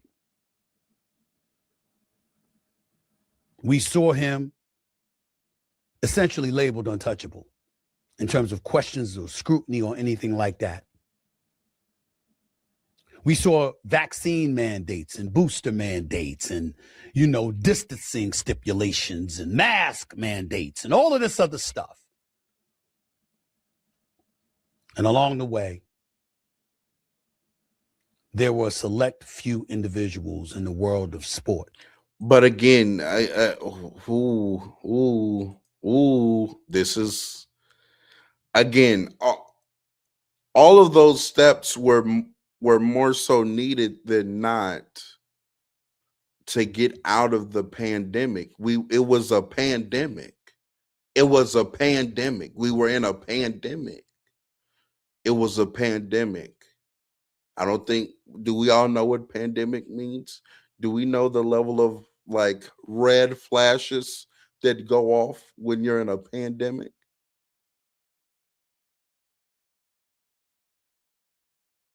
Now, again, I'm not saying that, you had to take the vaccine. Everybody has their own personal opinion about that, their own personal politics. That's not really my point. My point is, whatever is coming from the Fauci diaries,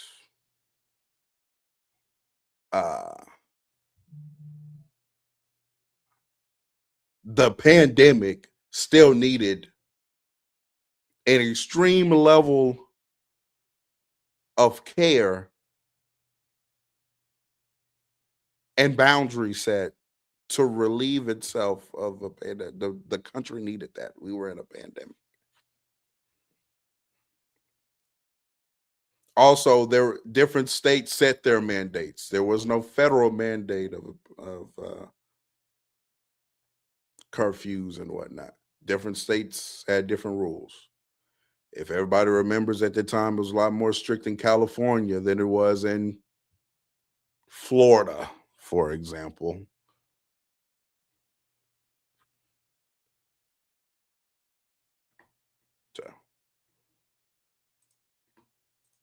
So, especially, that stood up and said, nah, I'm not down for this. And it was people like me who were critical of him. In my case, it wasn't about the vaccine itself. It was about the fact that from a societal perspective, if we all got to deal with it, we all got to deal with it. And I looked at a willingness for one to sacrifice themselves for the betterment of the team, even though you thought something would be unhealthy for you, potentially. And I felt like it was worth the risk. I didn't want to take the vaccine, but I took it. Millions of other people didn't want to take the vaccine, but we took it. Why? Because there was a mandate that was that was handed down. And if we weren't willing to meet that mandate, our jobs, our livelihoods, if not. But again, also, a lot of people took the vaccine because there are already millions of Americans that take vaccines. And so as soon as a vaccine for a disease that was killing people at a very disproportionate amount compared to other diseases at the time, because that was ravishing through the country, they chose to take the vaccine. That was their personal choice. Now, again, who's to say that it's your personal politic, whether you believe in the time of crisis and, emergency, as a country as a whole, should the government be allowed to highly dictate some things because they're more so concerned about the whole of the country than your personal choice at that very moment. That's the debate of the century. Who knows?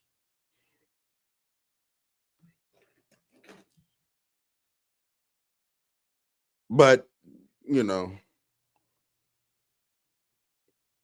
and if you think otherwise, then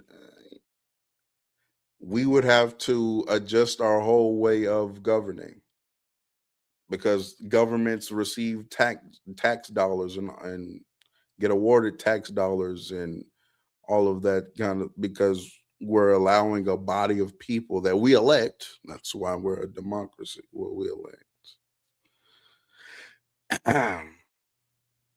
that the oligarchs elect, but that are elected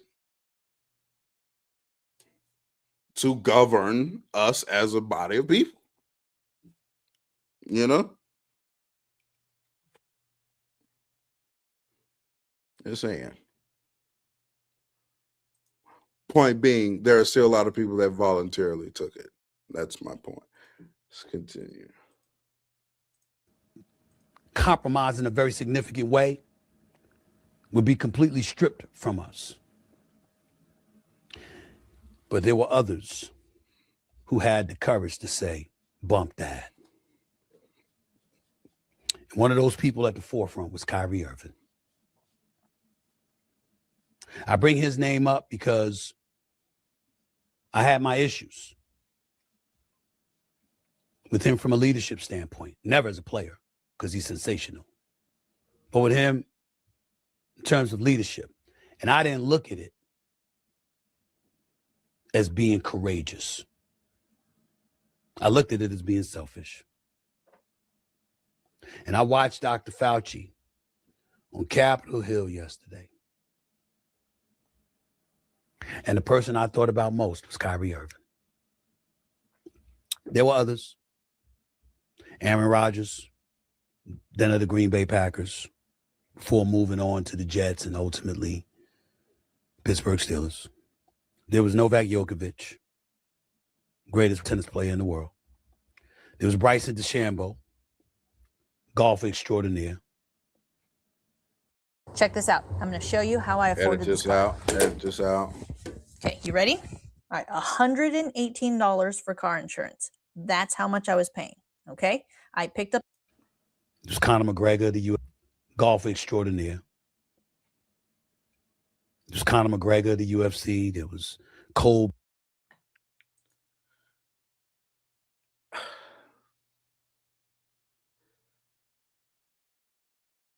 I'm still what again, I feel like this is teetering on rewriting history a bit, or not framing it correctly, or just flat out like there's look,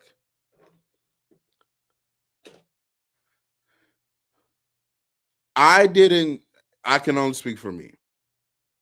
I didn't necessarily like villainize people for not wanting to get vaccinated, right? Because that is a personal choice. And I do feel like at that time there were a lot of people being villainized for not being vaccinated. However, again, the flip side to that is, yeah, you're not getting a vaccine. And if you go ahead and get the vaccine, you know, things can go back to normal. There's going to be a lot of societal pressure for that, like naturally. Also, you know, the more people vaccinated, the less we have to worry about getting and passing COVID and passing away. like it was literal life and death going on. So, but I never like villainized people for whatever decision or conclusion that they came to. You know what I'm saying? But the stakes were that high at the time. So again, whether you want it to be the responsibility of your governing body to to make sure that the outcome for most people, because again, nothing is 100% proof. When they say the vaccine is what, just 98 point something or 95 points effective, there still leaves for a lot of people, because America has what, 330 plus million citizens. Even just 3 to 5% of that's millions of people. But for the whole, what is going to be the better conclusion or the better, outcome? Again, whatever you decide on that is your personal politic. Beasley of the NFL's Buffalo Bills. Also, what Dr. Fauci did at the hearing was just plead the fifth over and over and over and over and over again, by the way. I'm pretty sure what he said in his saying that he was saying repeatedly is that the advice of his counsel, which, to me, that's good lawyer. That's being a good lawyer, because there are so many things that he could potentially slip up and it may sound a certain, so you just plead the fifth out. And that's what he did. There was Bradley Beal of the NBA, Jonathan Isaac playing for the Orlando Magic, Bradley Beal playing for the Washington Wizards. There was Kirk Cousins for the National Football League as well. There was Tyler Perduzzi for the Detroit Red Wings in the National Hockey League. There was Andrew Wiggins for the Golden State Warriors in the NBA. List went on and on. But Kyrie Irving stood out in my mind because of the heat that he was taking. And how folks were piling on because that was just the latest transgression in their eyes that he was committing and subjecting the public to. He refused the vaccine. New York City's mandate made him ineligible for home games. And he linked his stance to people losing jobs over vaccine mandates. It was Aaron Rodgers, said he was immunized, not necessarily vaccinated. Tried to be slick with that. We got on him about that. But then disclosed that he had not received an authorized COVID vaccine and had pursued an alternative immunization protocol. He defended bodily autonomy and criticized the NFL rules for unvaccinated players. There was Djokovic, remained unvaccinated and said he was willing to miss major tournaments rather than take the vaccine. He was deported before the 2022 Australian Open, if y'all remember, and missed the 2022 U.S. Open because of government.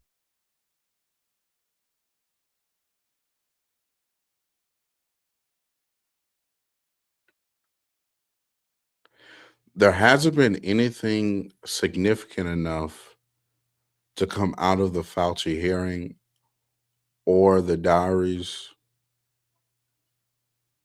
to prompt apologizing to anti-vaxxers.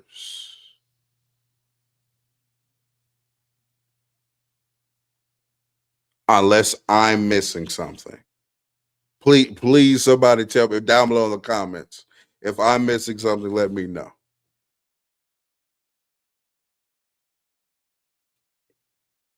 I haven't seen anything out of the diaries or the hearings that would then prompt apologizing to anti-vaxxers.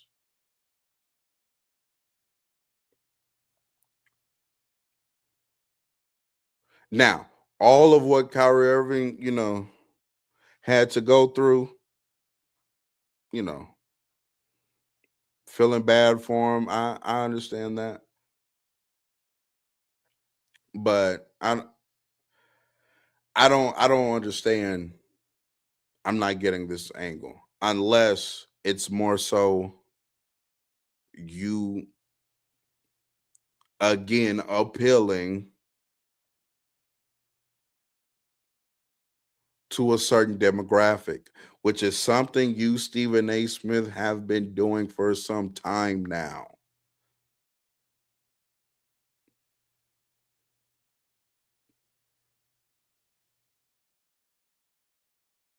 because it's really because your demographic that you're trying to appease to, right?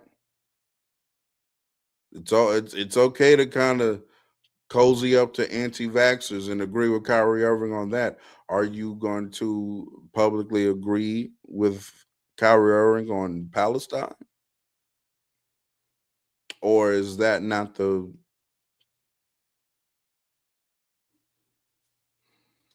it's not the audience you're looking for, is it? Because there are more pressing political issues that Kyrie Irving stands for and speaks on publicly. That being one of them.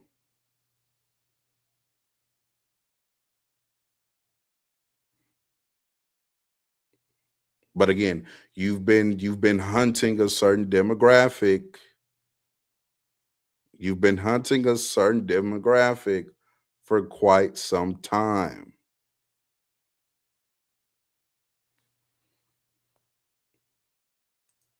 Let us continue. Entry rules. Conor McGregor, his vaccination status was not publicly established and subsequently deleted post. He opposed compulsory vaccination while saying he was not against vaccines themselves. Cole Beasley, NFL wide receiver, fiercely criticized the joint NFL-NFLPA rules that treated vaccinated and unvaccinated players differently, saying he would accept retirement rather than get vaccinated.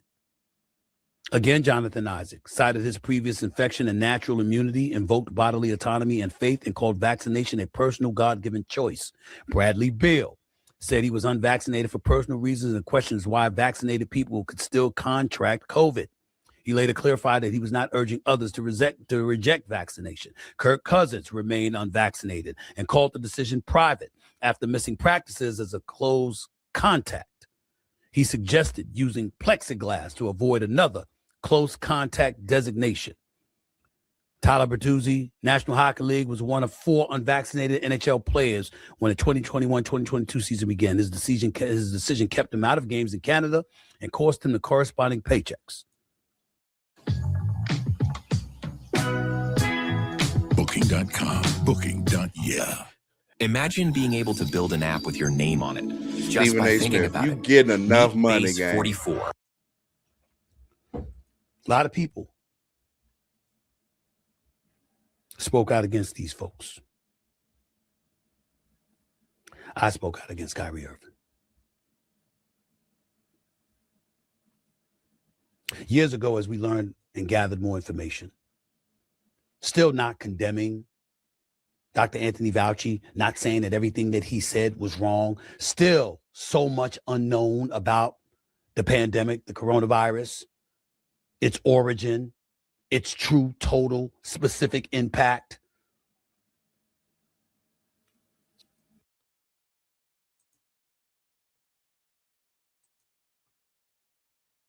They were learning about the disease in real time. Like that's what was happening. They're trying to collect data in real time. Again, down below in the comments, maybe in my live, I'm live right now as well. Shout out to the livers. If you're live in the chat, put something I'm missing from the Fauci diaries. I need somebody to explain to me what did we get out of that to prompt this response? I really want to know. I'm not being sarcastic. I'm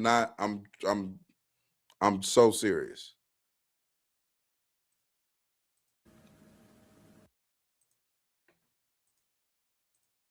We can't engage in condemnation completely anyway towards Fauci, a lot of Democrats, a lot of businesses in corporate America and beyond who supported their position. But the real point is we can't condemn those who were a bit suspicious and raised the proverbial eyebrow about what was going on. That includes not raising that proverbial eyebrow at somebody like a Kyrie Irving. Kyrie Irving is a phenomenal Phenomenal basketball player. He's also a good brother who's conscientious and never intended to hurt anybody. Just exercised his God-given rights as a man and as an American citizen to do something differently than the public was pressuring him to do.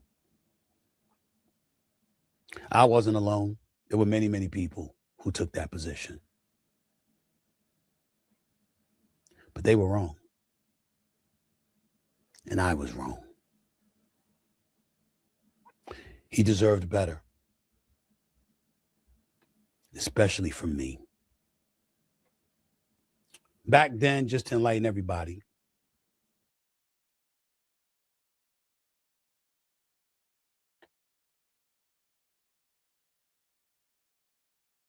Again, if he wants to apologize for how he personally spoke to him, I guess, be it that there was maybe a little more animosity there due to some underlying circumstances. So, fair enough. But I think the point of this apology, I'm just going to be so serious with you all, is to pander to a certain demographic.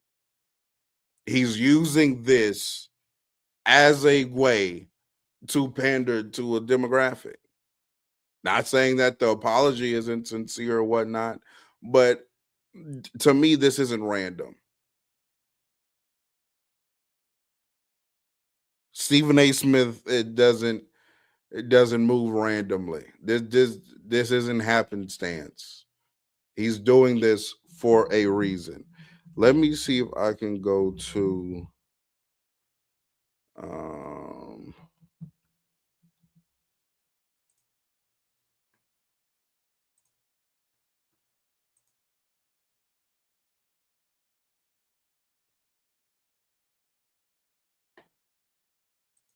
let me see.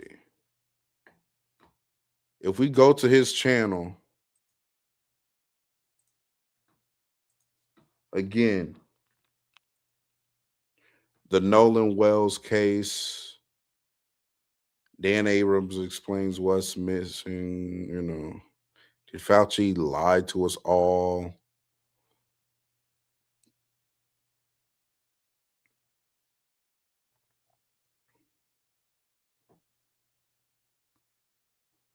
He's having Tucker Carlson on his show.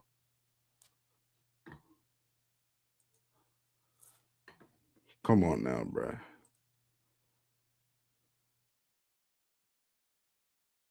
The Nolan Wells case, two very different perspectives. He has this clown Officer Tate on to give the other side of the Nolan Wells argument, which what the fuck is the other side of it?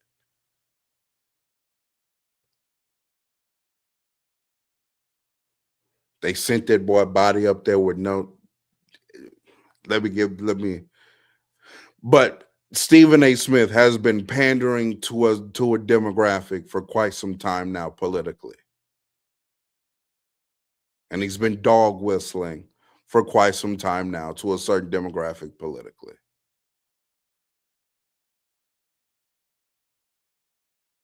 And this is just yet another example. Why are you platforming Tucker Carlson? Why do we need another perspective on the Nolan Wells case? From Officer Tate.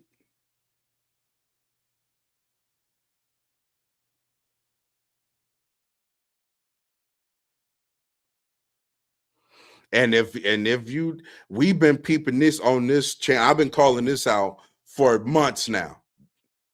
Go watch my other videos on Stephen A. Smith. It's just so apparent. It's so apparent. It's a nasty work, man. Nasty work.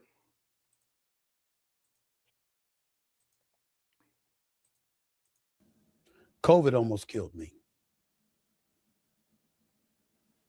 Got it in 2021.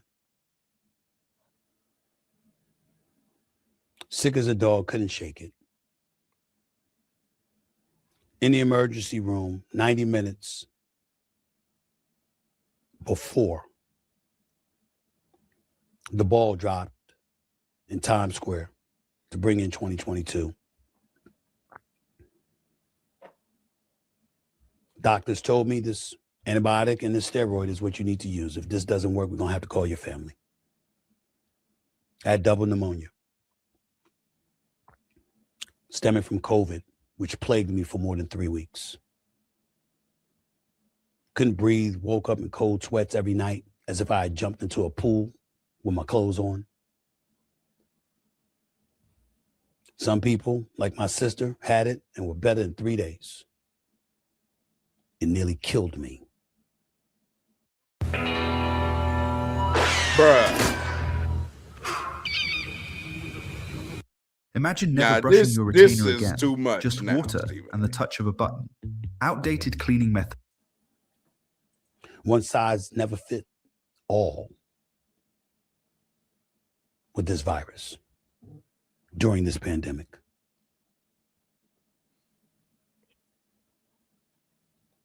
But yet there were many people encouraging folks to do it anyway. Kyrie Irving wasn't one of them. In my opinion, particularly hindsight-wise, it didn't make him stubborn or selfish. It made him brave for his willingness to stand up and say, nah, I'm not doing that.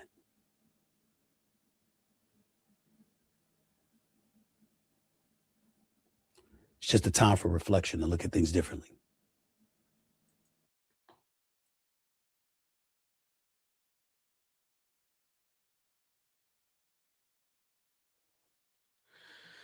Man. I don't. What?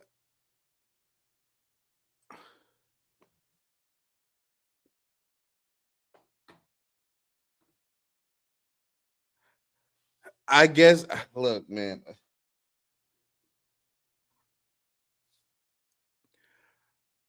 Non-vaxxers were getting vilified.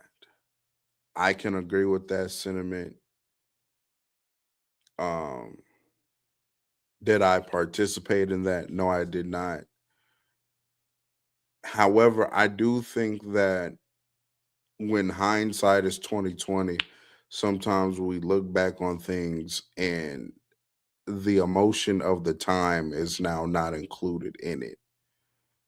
The hysteria of the time is not included in it. COVID-19 was a far bigger deal in 2020 going into 2021 than it is now, 2026. So now we can look at it with a certain level of level-headedness that we probably didn't have at the time. And that to me was also justified. You probably are going to be a little bit more cautious in a pandemic.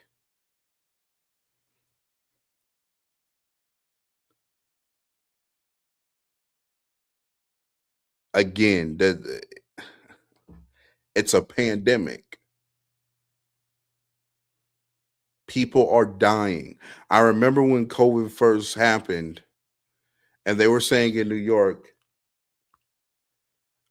how so many people are dying that they were running out of places to like keep bodies.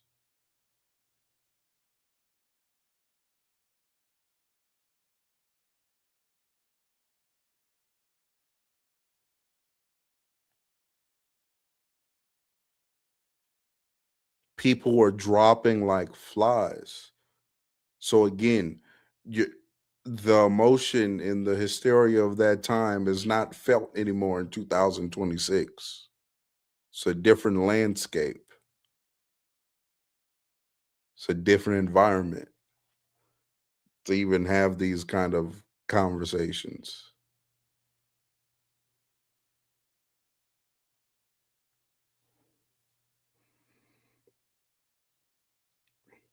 So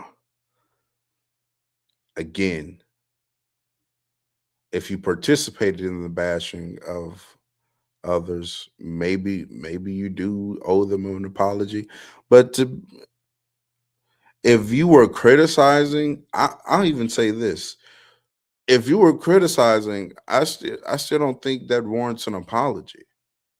That was that was your frame of mind for at that time.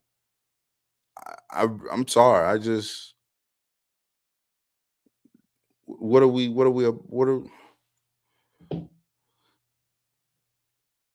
what's the apology? I don't understand.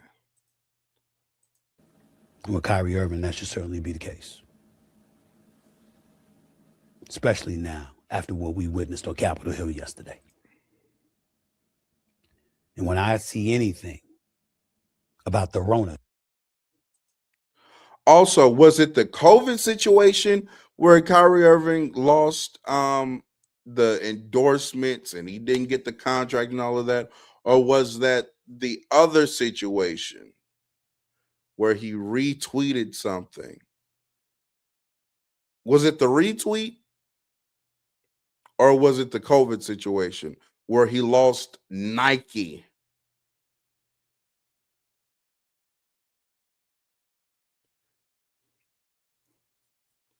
It was a mix of both.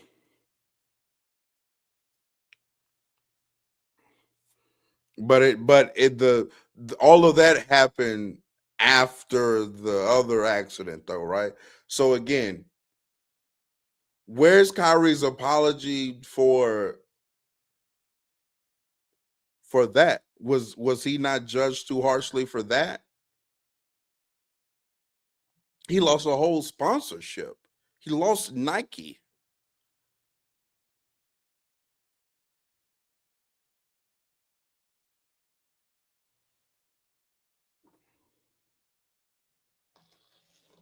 Off a retweet.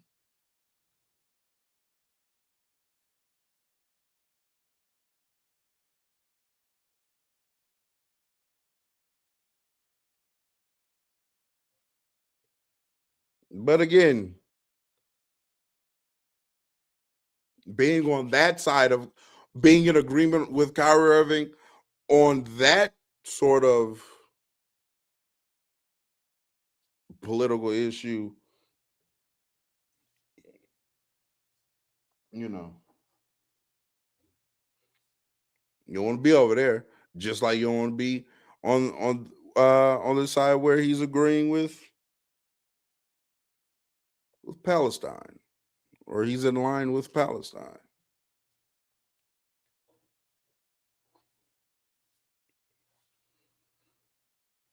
That's not politically expedient for you, but this is, though. And again, this goes exactly towards the same people you've been kowtowing to lately. As they say, the coronavirus pandemic. And I see anybody testifying. And every time I see further suspicions coming to light about what it entails, I think about him.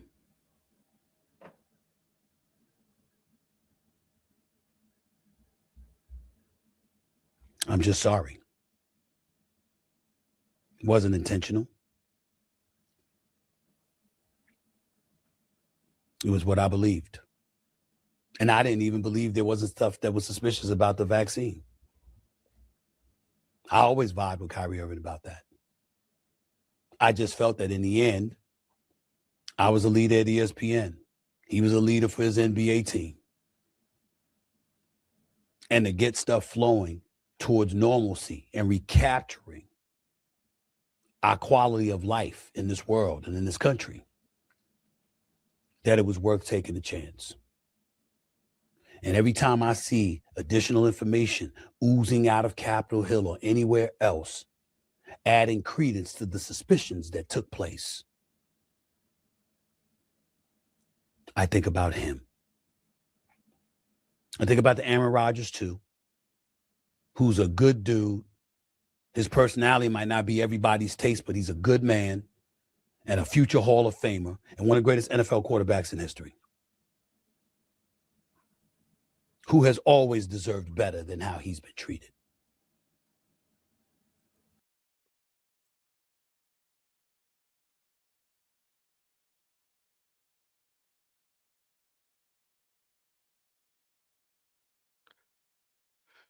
again, I don't really understand the reasoning for the apology. So that's going to conclude this video uh, for me because he keeps saying the same thing over and over. Again, let me know in the comments if there's a reason why an apology is necessary for anti-vaxxers.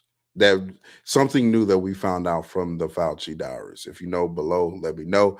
If you're not subscribed to the channel, make sure you hit that subscribe button. Make sure you turn that notification bell on so you know we're live and we drop another video. And also make sure that you hype the videos. All of that helps us out in the algorithm. And until next time, it's been real. Yeah, man. I don't know, bro. I don't get it. All right, chat. It's been about 2.5 hours. I will see you all. Hold on, I do have one super chat. Casual Sheep Gardener, $2. Stephen A. Smith won't agree with Kyle on Palestine though. Loves I do. Well, brought that up. I will see y'all soon. Also, again, I will start streaming. Yeah, because I will start streaming the W games this month. So y'all stay tuned for that as well. We'll be back to more of like an NBA season type feel this month of August. We'll also be having a town hall hoop stream this week as well, sometime this week on this platform over here. So y'all stay tuned for that. And I will see you all soon. Peace, peace, peace.